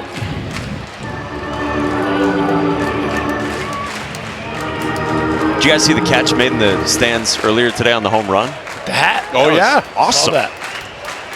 I think he got it signed after, too, I saw. Really? Yeah. Driven in the air to right at Easton Tultz. One away for Zach Kamatz.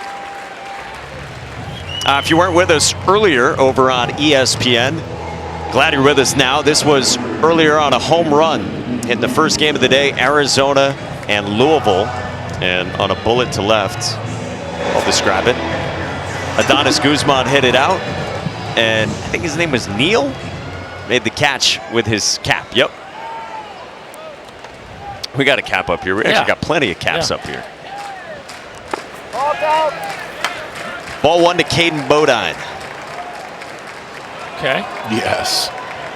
Every day should be bring your dog to the ballpark day.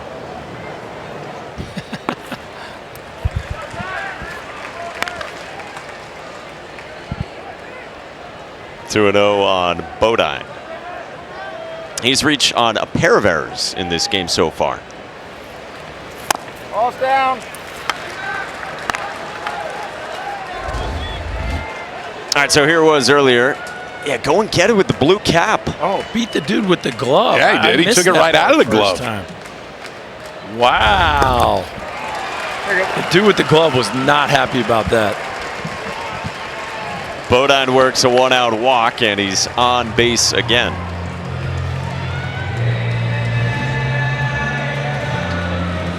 Yeah, I love when people come up to the booth and they see all the gear we have up here. Like, they're impressed by the gloves and the hats and the bats, jerseys. We got it all.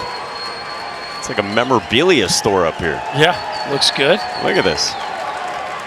Berkey, if you were to move a little bit, it's a really good Oregon State cap back there. What are you taking first, Burke? That's what I always want to know. The bats for the boys. You know that.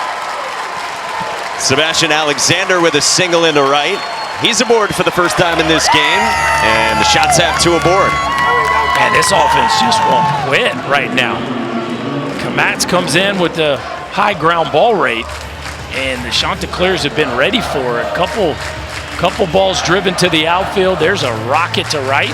Even the out of this inning was a fly ball. So 2 on for Blake Barthel.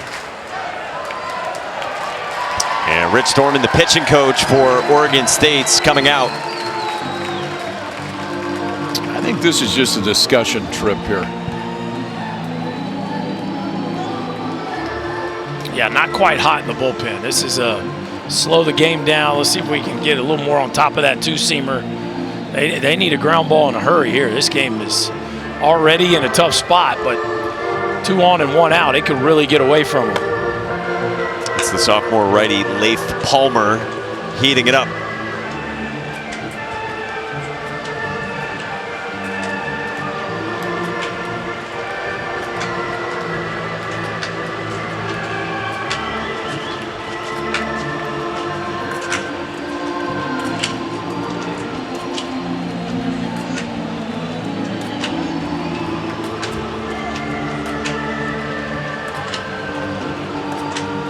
KP, as a guy that was a sinker baller,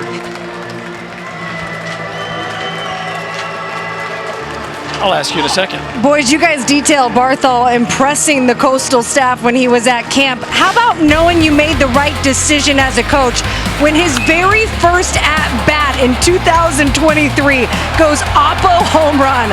Like, we made a good decision getting this guy. What a story. He walks on, wins the job, hits leadoff, and then goes deep. Like, what are the odds of See the guys in the pen So fired excited. up about the freshman first game goes deep. That is so good from Blake Barthel. Fingerprints all over this program the last 3 years. Tied up there. Cut right there. Yeah, slider. It's a different look. If you're selling out for the two-seamer and you can bring that on the left hand, that's only going to create more room away. Those are s'mores nachos right there, guys. Nope. Interesting. I'm out. Pass? Yep. Really? Yes, there are certain things that I don't like to eat. Yes. Bacon nachos. In. Some more nachos. Out. Pass. Not wasting room on that one.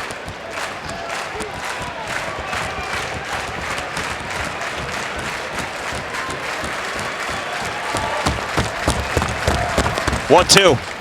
Barthel stays alive. What I was going to ask you, though, as a sinker baller, when it's not quite getting the depth that you're looking for and guys are getting below it, is there something you try to feel your way through to try to get that ball to work a little more north and south? The first thing you do is you throw a few in on their hands and try to get the left-handers off the plate a little bit. But then it's just about extending through your catcher. Most of the time, if a sinker baller, if it's not sinking, you're cutting it off a little bit, not getting all the way through it. But for Kmatz, because he has that cutter slider he can throw in on lefties, that's automatically going to make the sinker better because it's just creating more room for you on the outside part of the plate. Swing and a miss. Barthel strikes out, and there's 2 down. Good meeting. Yeah. Go grab the slider and make it go straight down at the end. If you do that, you got a pretty good chance. It's just a different action on that pitch from that angle. You're used to seeing more sweep. When he throws it from that lower angle, that one had really good down movement to him when it got to home plate.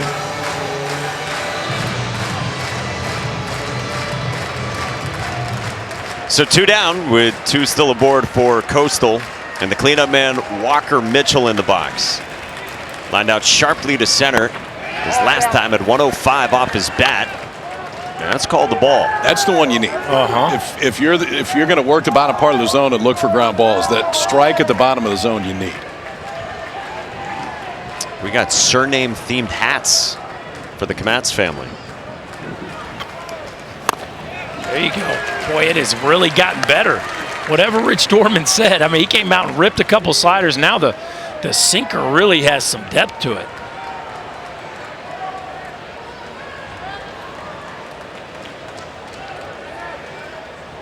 One.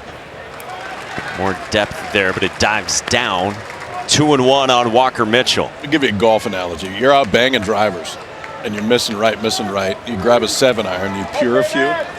It's amazing how much better the driver feels after that. It's the same thing about throwing something different, trying to get the feel on the pitch that you want to really throw a bunch more. And sometimes it's just that. It's doing something different with your arm action and then tricking yourself back into pronating and getting over the top like you need to make the ball sink. With Walker Mitchell in the box, Mom Meredith, stepdad Bert in the building. Good stop by Wilson Weber. There you go. He didn't get his glove turned around that time.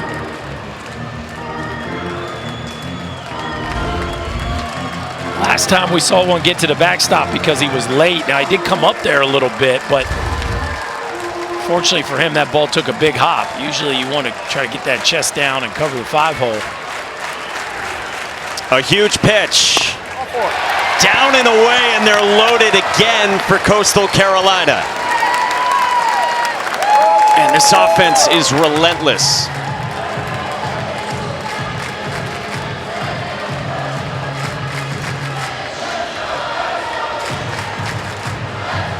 And Rich Dorman will make the move.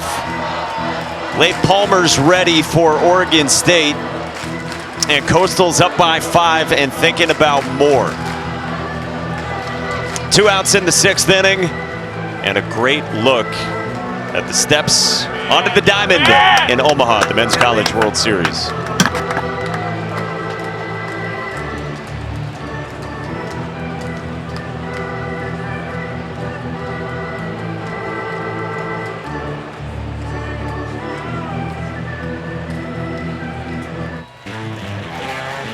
The pitch to Turley. A line drive down the left field line. He struggles with it up the corner. Rounding third is Arquette. Ivon is running the plate. He scores! And the Beavers win it!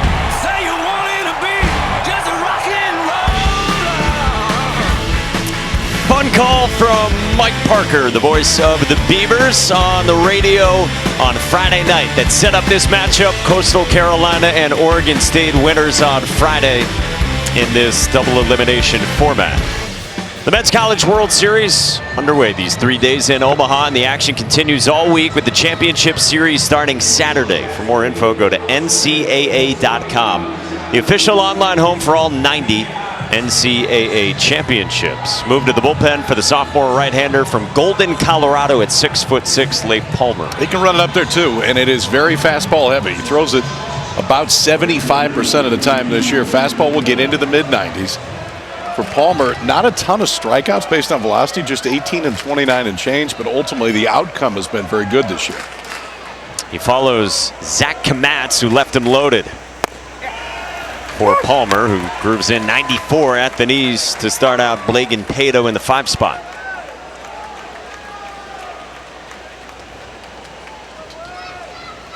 A couple strikeouts for Pato so far. Also an infield single back in the 3rd. Line drive toward right, and Easton Toltz is there to end the inning. Couple pitches for Leif Palmer keeps Oregon State within striking distance. Packed house at Charles Schwab Field, day 3 of the Men's College World Series. Pair of recent national champions, and someone's getting to 2-0, and that bodes well through the years since we've had this best-of-3 championship series format. You start 2-0 about 3/4 of the time you end up in that final series. So many great views we're able to bring you around this ballpark and this scene. That is a great one right there.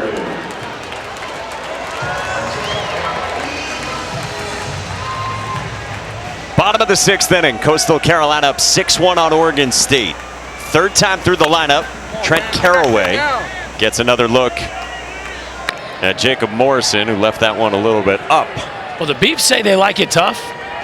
How about down 5 in the bottom of the 6th to one of the best pitchers in the country? You've definitely created yourself a difficult situation. Feels like if they're going to get back in this thing, it starts here at the top of the order. 3rd time through, top of the order, down by 5. Like this is where they need their best hitters to put together some quality ABs.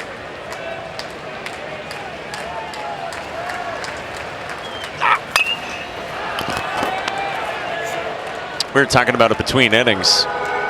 Jacob Morrison can make this pitching thing look pretty easy sometimes. Yeah, no, I wouldn't even say that he's got his A stuff today. I think to a degree he's fought himself a little bit with some fastball command. And maybe finding it with a good cutter there to strike out Caraway, and now Iva Arquette coming up on Father's Day. Hey Dad, love you. We set out a goal when I was transferring here, and we both called it. We said we're gonna be in Omaha. We're here, and let's make a run. Let's do it. So, love you.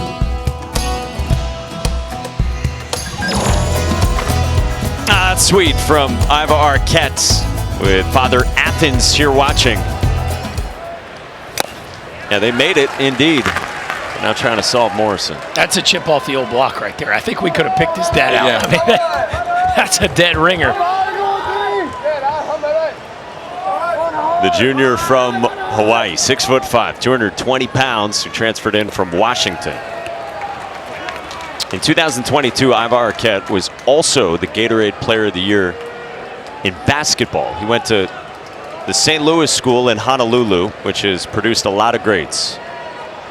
Marcus Mariota, Tua Tagovailoa,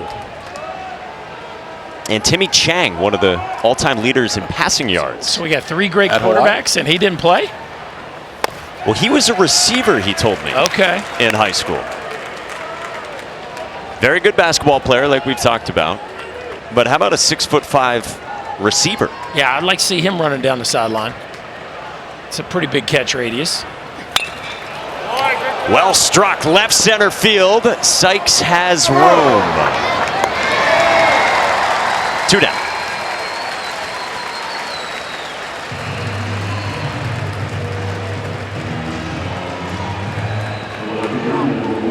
So another long fly out for Jacob Morrison, another one against Arquette. And Jacob Morrison is rolling along since the Easton Tall solo shot in the third. Yeah, and it's been comfortable outs for the most part. And he's having a nice chat with himself out there on the mound. It was the 2 long fly balls to end that inning. After that, Morrison seems like he's found it. One of the superlatives, 9 games with 6 innings and 1 run or less. He's an out away from his 10th. That's one heck of a season, man. 10 starts, 6 innings, 1 run or less. And KP, you wanted him pitching off this cutter, and he's doing it. It's his best pitch tonight, and sometimes that's what you got to find, even if it's not consistently over the course of the year, and that one's been good for him. There are nights that it's better, and tonight it's been the one that Oregon State can't solve. Gavin Turley strikes out, and Morrison is steaming. 95 and a 1-2-3-6. Good time to climb the ladder, too.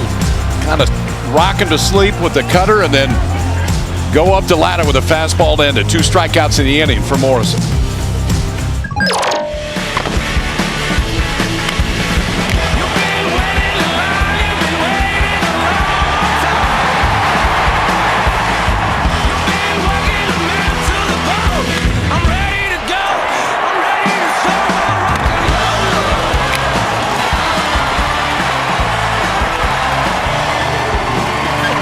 Hole out of Teal in Omaha. Coastal Carolina, the hottest team in the country. Winners of 24 consecutive games, trying to get a 55th win of the season. Colby Thorndike dribbles one at A.J. Singer, and 1 pitch, 1 out for Leif Palmer to begin the 7th inning. What's impressed you guys most about Coastal Carolina? Not just tonight, but just in learning about them and seeing them now a couple of games. I think just how comfortable they look on the big stage and how their pitching is truly as good as advertised. You know, I think sometimes you think, okay, not a Power 4 conference. All right, they're second in the country in ERA. Let's see what it looks like against the quote-unquote big boys. And there's real stuff. Real stuff. Yeah, this stuff has not looked any different really from what the stats would suggest. I like how comfortable they are in what their offense is. And not trying to be what you're not. They're not going to hit a bunch of balls out of the ballpark, but they will hit them in the gap. And they're going to make you work as hard as you're going to have to work against anybody. They're going to hang over the plate, dare you to throw the fastball in. If you just miss, it's going to clip them. It also makes you feel good when you can run that guy out there at least once a week, too. Only 81 pitches for Jacob Morrison. Well, their run prevention is so good. And they had the misplay in left field today, but their run prevention is so good both on the mound and with the defense that when you give them freebies the way Oregon State did here in a couple innings, like they've proven time and time again over the last couple months that's going to get you beat. Now, still time for Oregon State, but they have dug themselves a significant hole against the team that can stack up the back end of their bullpen as well as anybody in the country. 3-1 on Dean Mijos, who's got 2 hits his last 2 trips. Coming back from a broken hand. Yeah, it's all these hit by pitches. It's manufacturing. It's sack bunts. You mentioned that earlier. Kevin Schnall, the head coach, said to us earlier today, we just don't slug like our teams really did in the past, and it hasn't slowed them down. And it helps to have one of the best pitching staffs in the country. For Kevin Schnall, who made a heck of a hire in Matt Williams as pitching coach. Yes, he did. Might be the front runner for assistant coach of the year in the country. You can make that case. I'll buy that case. Swing and a miss. 96 up the ladder, and there's 2 down for Leif Palmer. Well, this is that fastball that plays for Palmer. 1 pitch, 1 out to get the first out of this inning, then comes back in a plus count. And They're not getting that one. If you're getting a swing on that one, that is an out.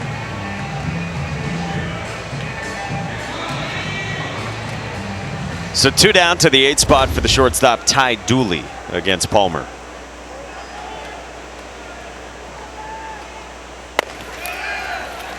And when Coastal Carolina gets to spots like this in games, they are nearly impossible to beat. 42-0 this season when they lead by at least 4. They just haven't had late game theatrics giving them up. They've won 59 straight dating back to last year when they lead by at least 4, one of the longest active streaks in the entire country. Well, they don't know who's going to close because they're both too good. Of the problems that you want to have as a coach, that is at the top of the list. Do we go Carbone or do we go Lynch? Yes is generally the correct answer. Good problems to have in the bullpen for Matt Williams. He made a change at pitching coach after last year. Pitching staff struggled. 10th in the Sun Belt in ERA. You go and get Matt Williams, again, most recently at South Carolina. Yeah, he was on Mark Kingston's staff. Mark Kingston gets let go, now the head coach at Creighton, which was great for Creighton. And it's worked out great for Matt Williams, too. Well, KP, you mentioned how talented both their end-of-the-game options are. They're also righty-lefty, which feels a little excessive and embarrassment of riches. Like, wait, you've got 2 closers and they throw from opposite sides, and they're both equally reliable and dominant. I mean, that is, again, it's not an accident they've posted the numbers they have this year. This is flared to left by Ty Dooley at Gavin Turley. 1-2-3 7th, and where in the world is Chris Budden? KB, don't you do it, KB. No, don't.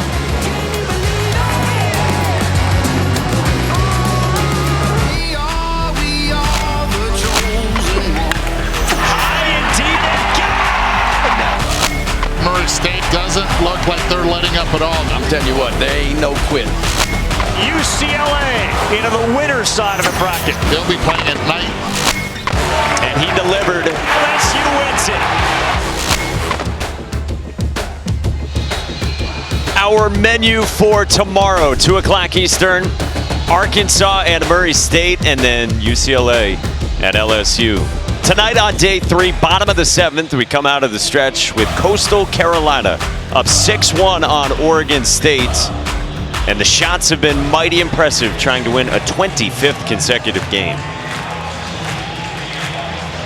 Beavs fans of all ages here at Charles Schwab Field, trying to see if they can get anything going against Jacob Morrison. It's their 3rd time through. This is 4, 5, and 6 with the senior catcher and leader Wilson Weber. 82 pitches for Morrison. And again, if you win this game, you come back Wednesday. So it gets real interesting thinking about the pitching for Coastal. They piggybacked the other 2 guys in the weekend rotation on Friday. That's why it gets even more interesting, because you can do whatever you want to do on Wednesday, with the exception of Morrison, for Coastal if they win this game and have those days off.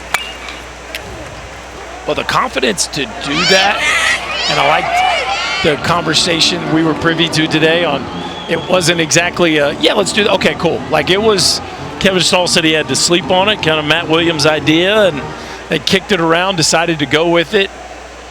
And boy, if they're able to cap this one off with 9 more outs. Oh, nicely done by Walker Mitchell on Weber for out number 1. Where is Chris now? I don't care what Chris Burke says. I think these look delicious. I got me some s'mores nachos, and you guys would want some if you knew what the name of these were called. You're killing me, s'mores. We got like a churro chip kind of a thing with some cinnamon, some chocolate, little melted marshmallow. Get in there, KP. Hold on, I gotta put the mic down. Hold on. There you go. There we go. There you go. There you go. And we got some cheering. Yeah. Kyle Peterson doesn't change anything. No, the marketing's wonderful, but I'm still not going to eat it. Yeah, for the record, KB, it was KP that was out. That's surprising. I'm still considering. Jump on. I'm very surprised that of all the three of you, that KP was the one that was out on the sweets. What's she inferring, Kyle? I'm not a big sweets guy. Well, Berkey's the health nut in there. Is he? In comparison. So Bud, everything's relative. How are they? Can we get a report? Oh my God, they're delicious. Okay. I mean, you got like marshmallow, but it's the churro cinnamon chip that really seals the deal. Wow. Applause to whoever came up with the name as well. Yeah, I agree with that. Okay. Still out? Not eating it on air ever again. We'll see about that. You're an oak, Kyle. AJ Singer pops it up in foul ground, and it's 2-2 into the Coastal dugout.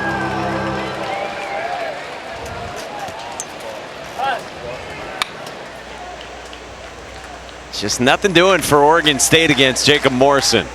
Only 3 hits in this game. Singles in the first and the second, and a leadoff home run in the third, and that is it. 2-2. Little roller on a really good cutter again. He just hasn't missed middle with that pitch very much. It's enticing because it starts over the outside part of the plate and has just enough to either get it off the barrel or get it off the bat entirely. Singer has struck out on a fastball up and then tried bunting his next time. Chopper to short at Ty Dooley. 2 down. Ty Dooley forgot that was just 2, Ty. Just playing 2. But I tell you what, you keep throwing strikes across the infield and you get a little grace on forgetting the outs. That's 14 in a row, gents. And they have made some nice plays on the left side of the infield. Nothing that you would consider highlight reel stuff, but Ty Dooley specifically has made some really nifty plays with the glove. Tice Peterson swings through 93. Still really good velo and life from Morrison, north of 90 pitches. Peterson, a single and a fly out to left. A guy playing through some pretty nasty shin splints. Kyle, you called it coming into this ball game. The numbers for righties against Morrison, and not good. Not that anybody's numbers are great, but 3 hits here, 6 2/3. Up the ladder for Morrison, and he's going to no-face this one. 15 in a row set down by the 6'8" right-hander. Be a little shaky early. He's not shaky now. 15 in a row, everything working right now for one of the premier arms in the entire country to the 8th, and it is all Coastal tonight.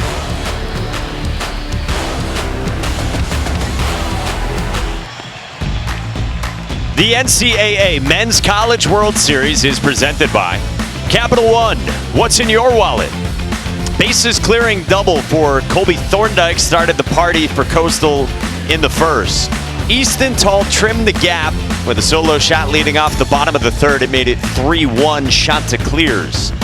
But since then, it has been all Jacob Morrison. 15 in a row set down by the Sunbelt Pitcher of the Year.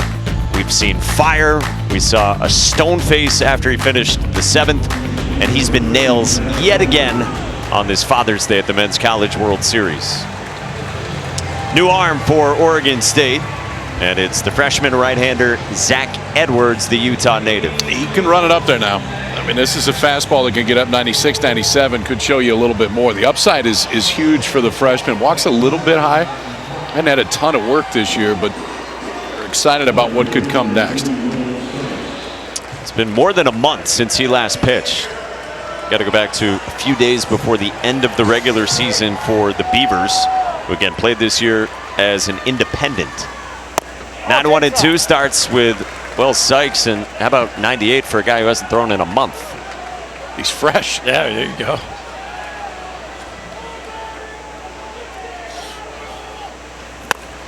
With that, we like the stuff. An Oregon State pitching staff that was top 25 in the country in ERA coming into this weekend at 4.33. Bouncing ball at A.J. Singer. 1 down. How about like a picture of modern day college baseball? A freshman reliever that hasn't pitched in a month.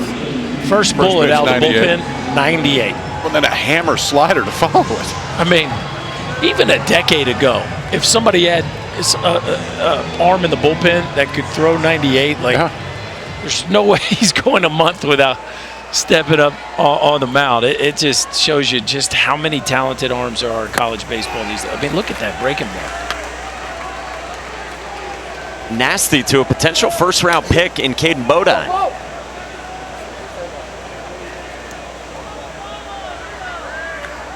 He's reached on a couple of errors and walked.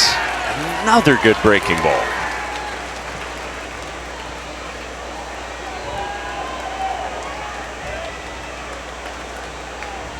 Edwards against Bodine, the New Jersey native. Takes that one. We asked Caden Bodine, how'd you end up from New Jersey at Coastal Carolina? He said, I just loved everything about it, but particularly the blue-collar mentality of this program. Tone set by Gary Gilmore. Bodine strikes out. That is filthy stuff from Zach Edwards. Well, he might find himself back on the mound here quicker than a month. I mean, this is a real slider.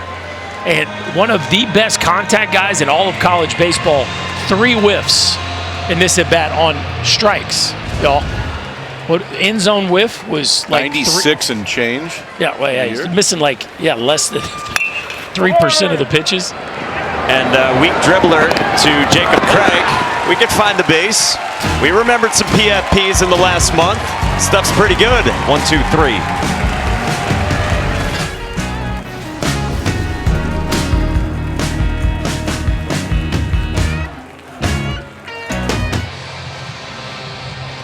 Omaha, Nebraska Men's College World Series Day 3. A couple of teams that won on Friday, pair of recent national champions.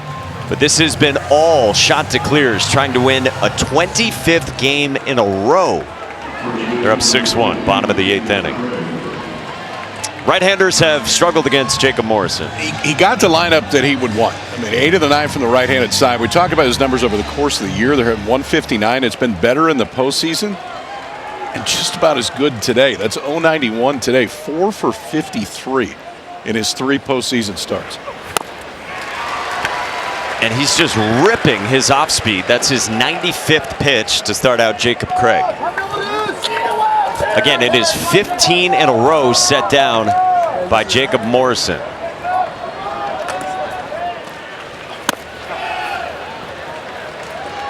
It's not a long list of guys since we moved to this ballpark for the Men's College World Series. Pitchers who have set down 15 in a row at any point. Morrison's only the 6th guy to do it. We haven't had anyone do it since 21. Will Bednar of Mississippi State and Kumar Rocker, they both set down 15 in a row in 21.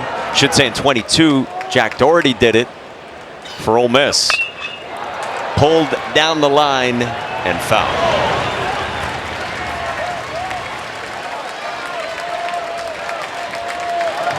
Well, let's see how much the big right-hander has in the tank. He's only thrown 8 innings once this year. So here he is pitching into the 8th, and it has been a show to this point. Just strike after strike after strike. And KP, you called it with the cutter early. His ability to just get that thing to the glove side over and over. We haven't really seen any spin out to the backup breaking ball, and almost none left out over the middle of the plate. No bite there from Craig. 100 pitches. You saw the career high is 106 from Jacob Morrison. First year back from Tommy John, and he's been a dude all year. Craig bounces it at Walker Mitchell. 7 1/3 and 16 straights. And next week, Sunday Night Baseball is in Philadelphia. Series finale, Mets and Phillies, 7 Eastern on ESPN, Deportes, and radio. Coverage starts 6 Eastern with Baseball Tonight, Sunday Night Countdown. Okay, now we can't go back and do this, but I'm going to throw out a hypothesis, okay? 1, 2, 3, 4, 5, 6 outs in the last 3 innings to the left side of the infield on ground balls. I would bet they're all on that cutter. With the right-hander, she's got him rolling over it, and it's 1-hopper, 2-hopper ground balls to the shortstop and the third baseman. Cannon Reeder floats one into center, and that breaks it up. 1-out single in the 8th inning, and the first base runner since the 3rd for the Beavers. Yeah, KP, you're right. A lot of disconnected, kind of reachy contact, which tells you those hitters still aren't seeing that slider, because really nobody's let that thing get to them and hit it to the backside of the field. It's been a bunch of out in front rollovers as he's just continued to baffle the Beavers with that cutter. Matt Williams comes out with the pitch count at 102. They may get him here. And you got Talk coming up, who hit one of the seats, and he struck out the next time. But the left-hander's ready to go. He's not going to be excited if they get him here, but it wouldn't shock me. That is Hayden Johnson, sophomore left-hander.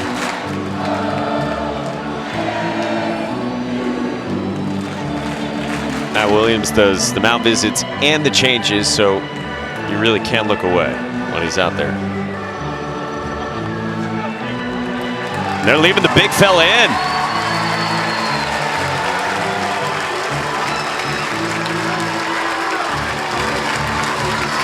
That might be one of those visits where it's like, all right, big boy, you got 2 outs left. That's it. You're not pitching tonight. So whatever you got left, let it all come out here. Matt Williams was telling us this morning he just adores the competitiveness of Jacob Morrison. Said he really started to figure it out as the fall went along. Matt Williams started seeing it. Again, his first year with the program, Morrison coming back from Tommy John. And he learned pretty quickly what this dude's like as a competitor. And he's just walking around flipping this baseball while Oregon State takes an offensive timeout. What do you got here on this? Let the pitching visit end, then call your offensive visit. It doesn't look like Morrison's real happy about it. He is like pacing around the mound, but it feels like a tactical move here on Oregon State. This is 100% gamesmanship. I don't think we're talking about approach. And remember, the only guy who's had big-time damage, the only extra base hit, is from Easton Tulp, who homered off Morrison the first time they met in the 3rd. Morrison struck him out in the 5th to end that inning, and that was the first time we saw the real emotion from Morrison. And it might be the time he really settled into this game as well. So he probably wants another crack at Easton Tulp. First pitch swinging. He has been ripping that cutter. Morrison came in 6th in the country in ERA. Again, Sun Belt Pitcher of the Year. The redshirt sophomore. Another one.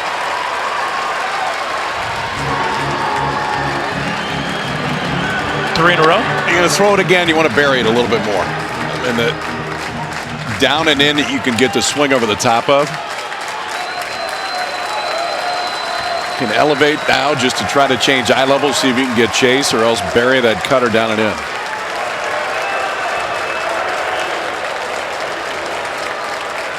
Morrison's 0-2. Tulp pulls it foul, and he did throw 3rd. He hung that one. That is not at all, I don't think, what he was looking to do with that breaking ball. I'm with you, KP. If you were going to go back to it, you'd think you'd try to rip it right there at his back foot. That one hung. Tulp was not able to keep it fair. See the scar on the right arm of Jacob Morrison. A long road back from Tommy John. And now shining on the biggest stage in the sport. Hooked foul again on a cutter. All right, KP, 4 in a row. Turn one over, change up, climb a ladder with a heater. What do you think? Again. I'd throw it again. Go right back to it. Got to get that. If he makes contact, if it's in, if he makes contact, it's going to keep doing that. It's not going to be fair. Now, it's out over the plate. That's different. But if it's that cutter in on his hands, he's either going to swing and miss or hit it foul. Pitch number 107. Just down with a fastball. I liked it. A little front door heater there to try to, you go cutter, then you start one in and try to get a freeze me on an 0-2 count. Really feel like that was the right pitch call. And now probably back to that cut piece. And some rain coming down in the 8th. 1-2. In on the hands.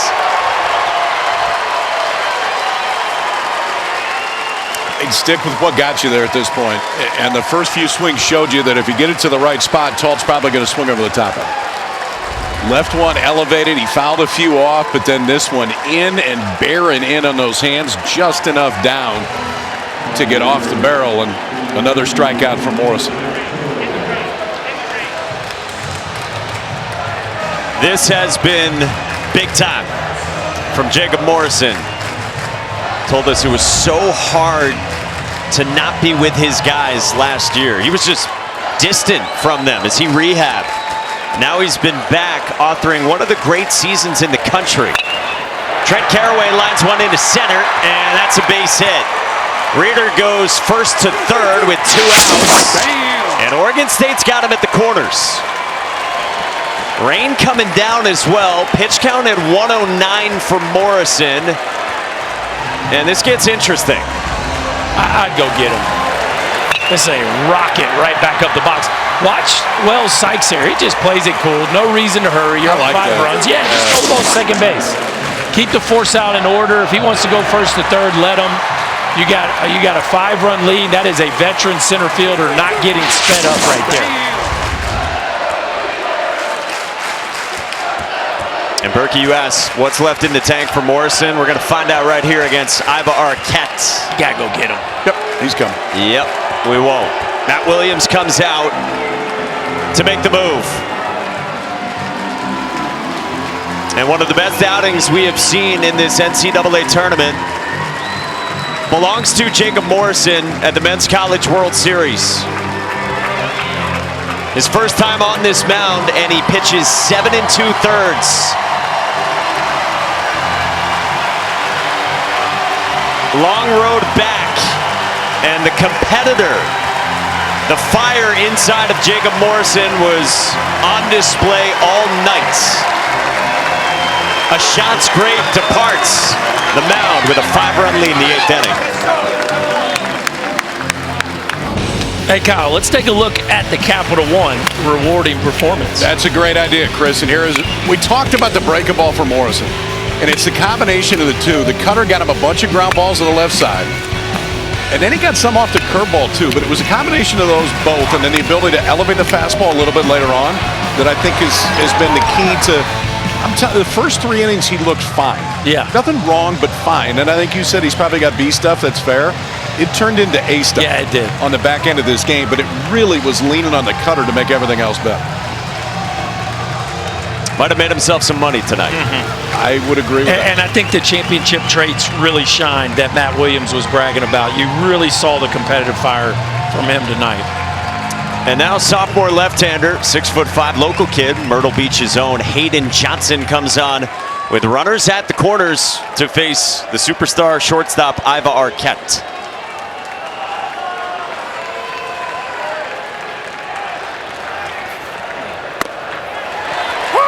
First pitch breaking ball in for a strike from Johnson.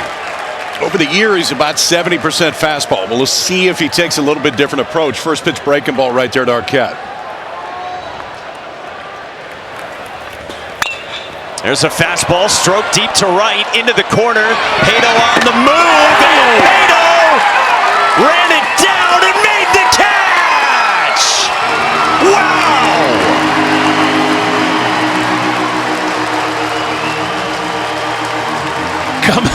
Come on now, boys. You got to be kidding me. This shot to clear his defense. Take on the wall, young man. This team, 25 in a row is in their sights. Are you kidding me? You know the big right-hander loves it.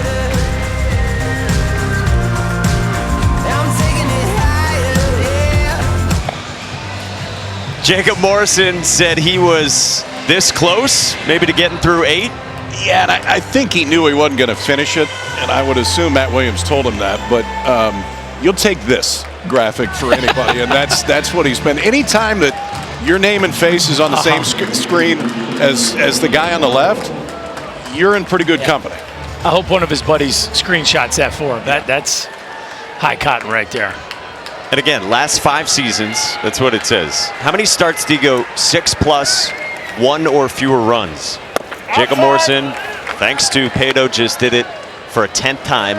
Only other guy last 5 years is Paul Skeens. This is his 17th start this year. So well over half the time he's giving you that out.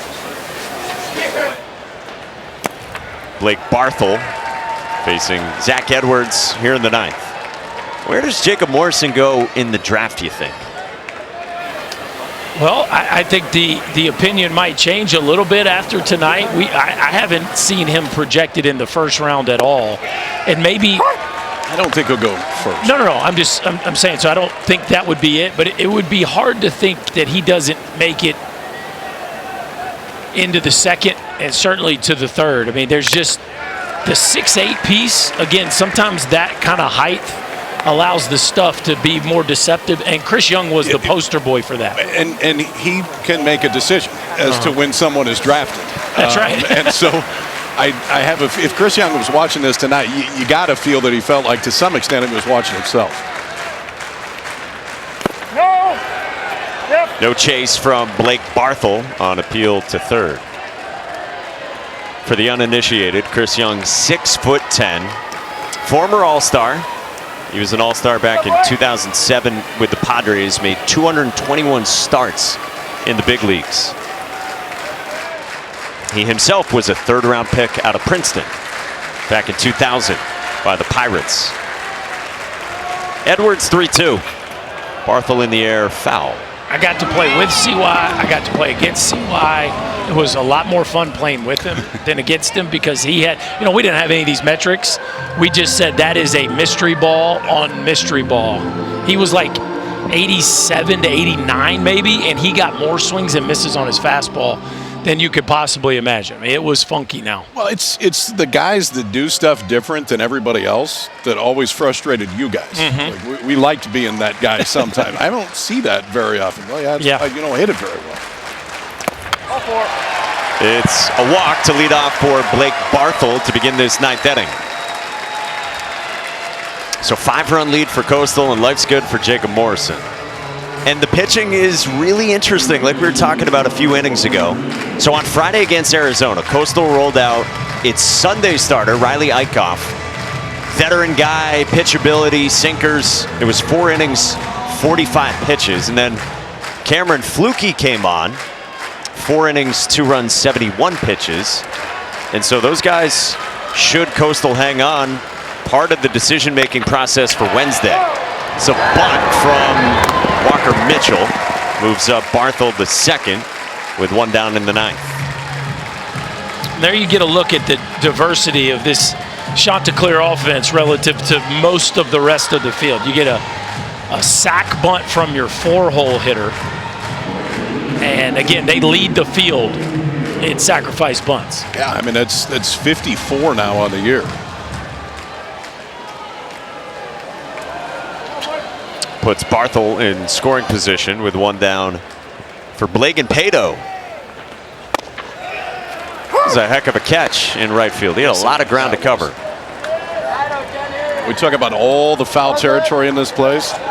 Not a whole lot once you get close to that fence and right and left.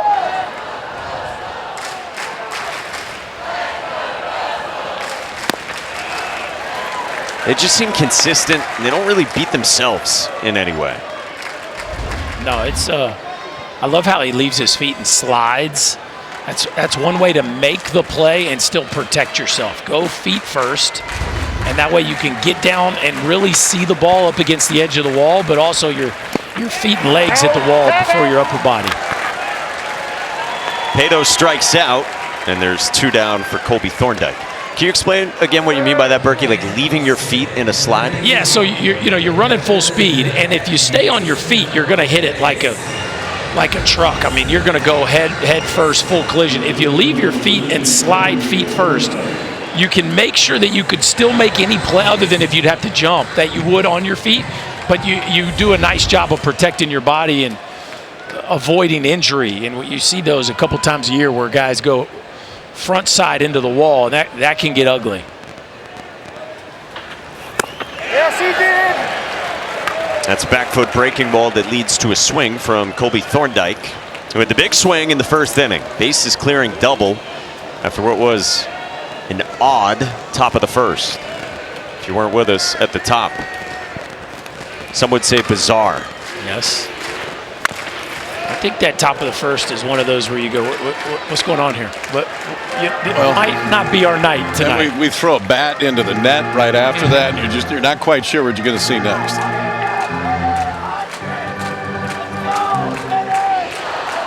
Oregon State got a run in the bottom of the third with the Easton Talt home run, but nothing else against Morrison. Zach Edwards 0-2. Down, caroms away from Weber, and Barthel is now 90 feet away. Flip side of it for Oregon State pitching-wise, it's really good, really deep pitching staff. And they haven't thrown some of their best arms yet through 2 games. They've got the arms. There's no question about Oregon State. And we haven't seen the best version of their offense yet either. Now, I know, again, this place isn't typically a run-scoring ballpark, but they're certainly capable of having as much firepower as anybody here. We actually post a little rain shower. We have no wind for the first time here in Omaha. Flags are blowing straight down. Good stop by Weber.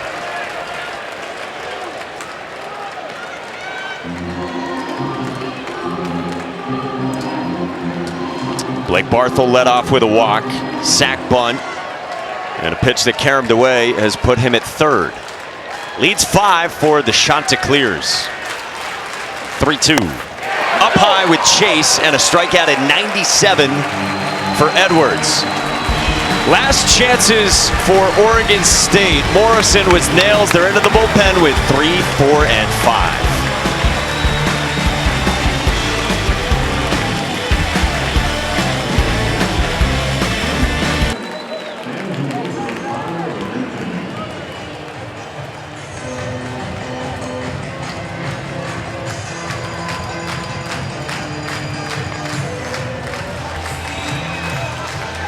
Back in Omaha at the Men's College World Series, 6-1 Coastal on top of Oregon State.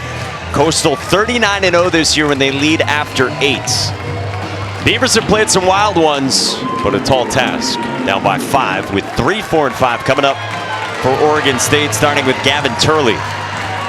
You lose this, you come back on Tuesday in the afternoon against Louisville. That game at 2 Eastern, 11 Pacific. On ESPN. Gavin Turley's 1 for 3 with a single, and he bunts up the line, foul. Didn't see that coming. No lead is safe from the Oma Beavs. Just ask Florida State. KP, when did the Oma fill-in-the-blank trend start? I think who started it. I don't know if it was Arkansas, the Oma Hogs piece, and now everybody's trying to. It is new. Like last 10 years new. Yeah, it feels like it. Gomaha, LSU. Oma Beavs. Lifted high in the air by Gavin Turley. That ball at the wall and gone. Gavin Turley goes deep with a solo shot to lead off the bottom of the 9th. Has been a ball striking display from Gavin Turley. Another monster shot at 110, and watch how subtle this move is. So it's a no-doubter, right? We know the bat flip is kind of in vogue. How about the put your head down, KP? I'm kind of into this piece. Look, it's fine with that. Look, just put your head down. Like there's something kind of freeing about not having to sweat it out, because Gavin Turley knows when he hits a ball good, like forget about it. the casual home run celebration. Wilson Weber takes strike one. I mean, how about these exit velos for Gavin Turley on balls in play? 108, 106, 107, 114 walk-off. Today, 109, 103, 110. That's Wyatt Langford-like. That's when we fell in love. Yes. Well, we already had, but... Strike the baseball, young man. And some life from the Beavs fans here. You saw the sign. 6-2.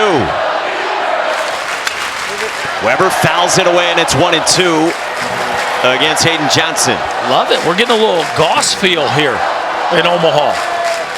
It's a fan trying to will their team to some more ninth inning magic. Yeah, Goss Stadium was electric. Swing and a miss. Johnson strikes out Weber, and there's one away.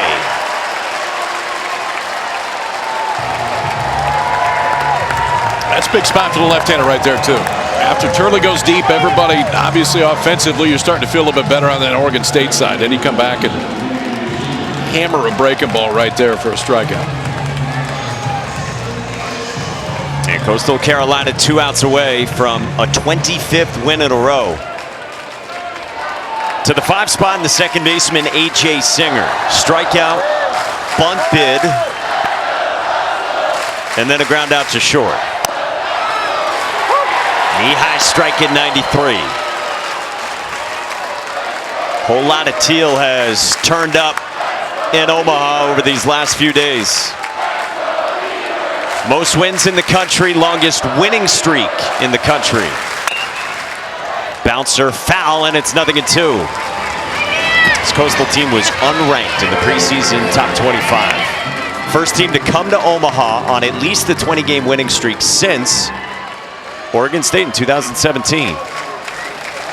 Beavers at that point had won 21 in a row. They won 2 more here, then lost twice to LSU. Beavers in shots tonight. Line drive toward right center field, and that's down for a hit for A.J. Singer. 1 out single in this bottom of the 9th, and a man aboard for Tice Peterson. Gotta think they go to Lynch here. He's been up. One of their 2 closers, his numbers this year have been obscene. 8 saves and a .59 ERA, and he is definitely ready to go. Ryan Lynch, the senior from the state of Washington, who has gone 16 straight appearances without allowing a run, all the way back to March 22nd against Troy. It's as remarkable as their win streak. Part of the 2-headed tandem we talked about, Ryan Lynch and the Godfather Dominic Carbone.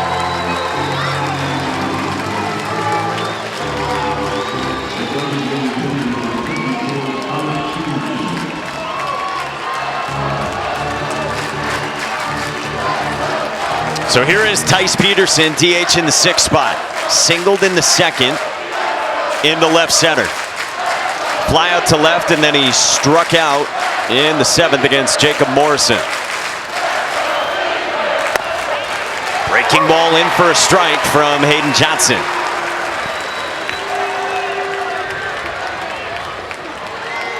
Johnson's been good against righties and lefties. So they've entrusted him against this righty-heavy lineup. His 0-1. A sword, and it's 0-2.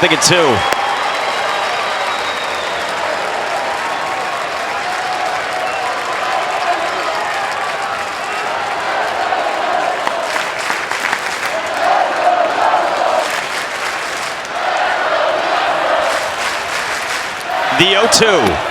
Peterson strikes out, and there's 2 down in the 9th.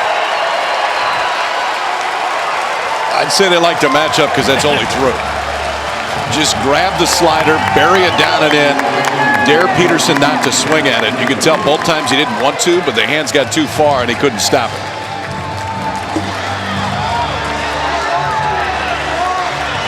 And Coastal Carolina is 1 out away from a trip to Wednesday afternoon. With a win, they'd be 1 win away from the finals. Jacob Craig takes up ball 1. 3 ground outs to second, short, and third for the first baseman in the 7th spot. The junior with power.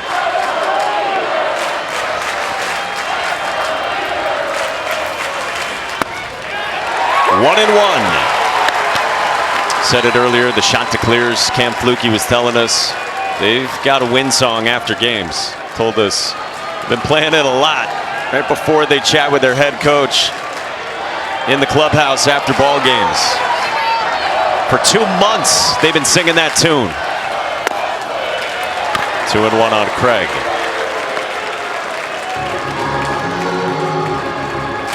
Trying to make it 25 in a row and 55 overall, which would match a program record for wins. Coastal did that, 55 wins in 2010, and the national championship season in 2016. Swing and a miss, 2 and 2.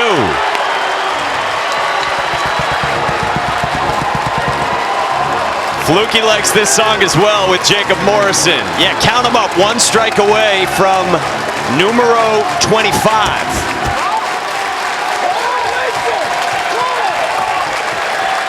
Two. Up high, full count on Craig.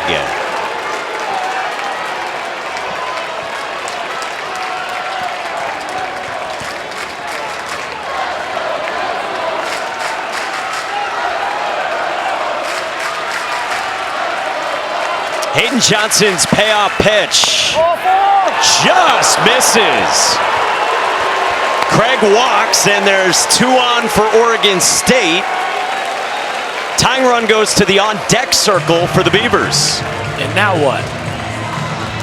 A little bit surprised after the swings that he got on the slider, the hitter before, went back with 3 straight fastballs to end that at bat when he got the 2-strike count to Craig and ends up walking it. And that'll be it. Here comes Matt Williams.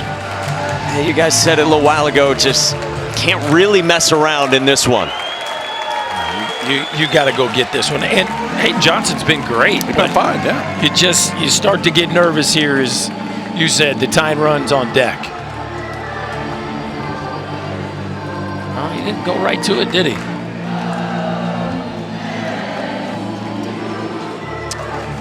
Matt Williams came out for a visit earlier with Jacob Morrison. Left him in the game. Well, Lynch still standing on the mound, too. I mean, if you know you're coming in, that gate's usually open. So either the decision has not been made yet, or they haven't let him know. Yeah, no, I think he's staying in this ball game. Oh, no. And there it is. Okay, yeah. It wasn't like Lynch was taking extra bullets. The okie doke, but it leads to Ryan Lynch coming on. Oregon State is threatening and not done yet. Lynch will try to close it out.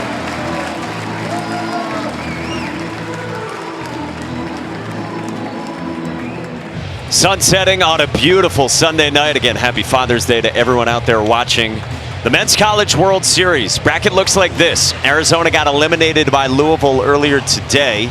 Bracket 2 picks up again tomorrow. A couple of games starting at 2 Eastern on ESPN, with Arkansas, the highest ranked team remaining, and then LSU and UCLA.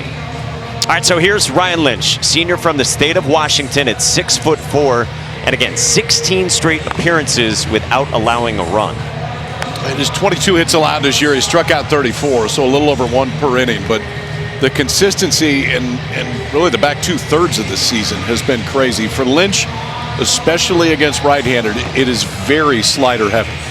There's a chance if he gets ahead that's all Reeder's going to face. Oregon State has not handled the right-handed breaking ball great tonight.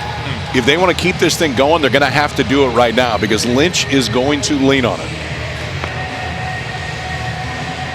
It's the second outing for Lynch in this NCAA tournament. He didn't work in the regional, pitched in the Super at Auburn 9 days ago and gave another scoreless inning on 10 pitches. Really tidy work.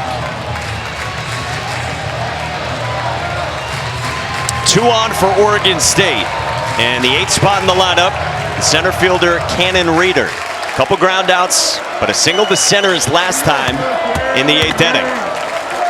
Oregon has had a flair for the dramatic here in the postseason. They've done it the hard way throughout this year. A team without a conference. What do they have left down to their final out? Lynch is first. He's cut on and missed with the breaking ball.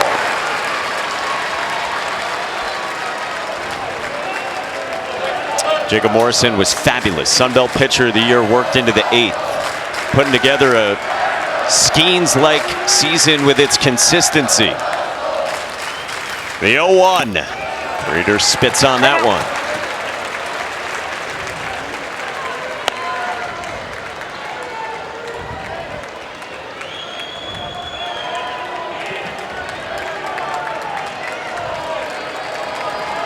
Rally caps adorned in the Beavers dugout on the third base side. Ryan Lynch's 1-1. 1-2.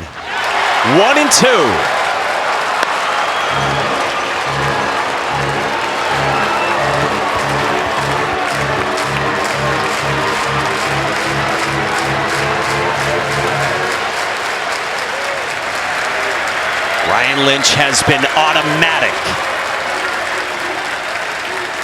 His 1-2, just off the edge. Not tempting enough for Cannon Reeder.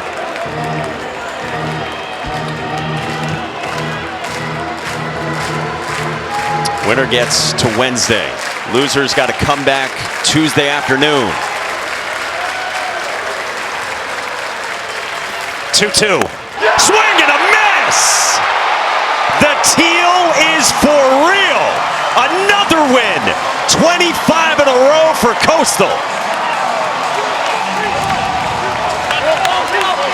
go.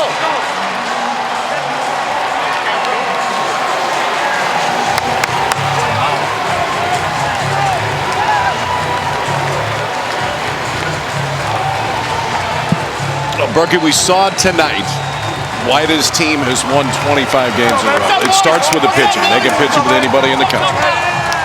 Comfortable the type of offensive approach they have. They make you work when they get in the box and then ultimately defend it at a really high level. But it's just they're very complete.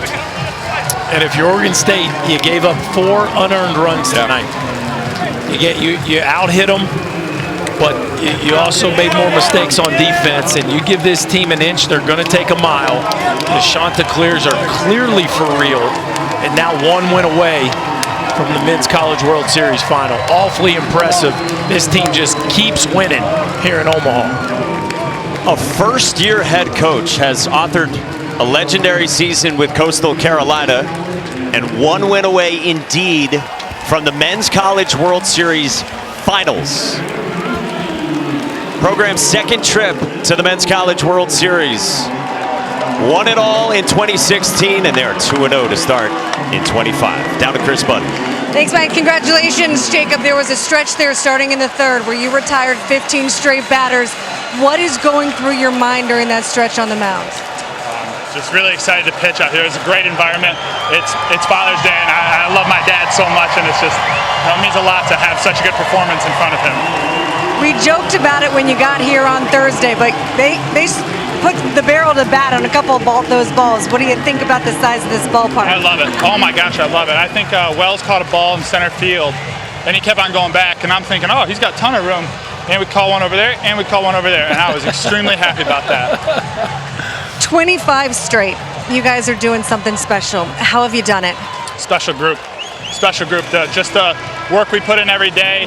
To win 25 straight is absolutely ridiculous, but it comes from the coaching staff down and just our mentality of we don't care who we play. We're going to play our game and we're going to win. Mention Father's Day. You want to give your dad a message? Love you, Dad. Congratulations.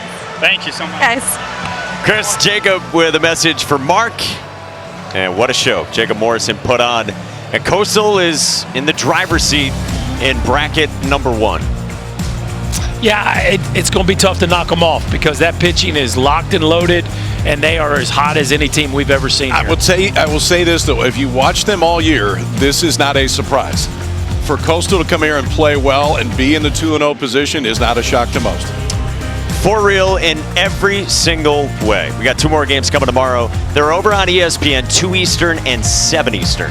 For Chris Budden, Chris Burke, Kyle Peterson, and our whole crew, led by producer Billy Palladino and director Scott Johnson, I'm Mike Monaco saying so long from the Men's College World Series, 25 in a row for Coastal Carolina.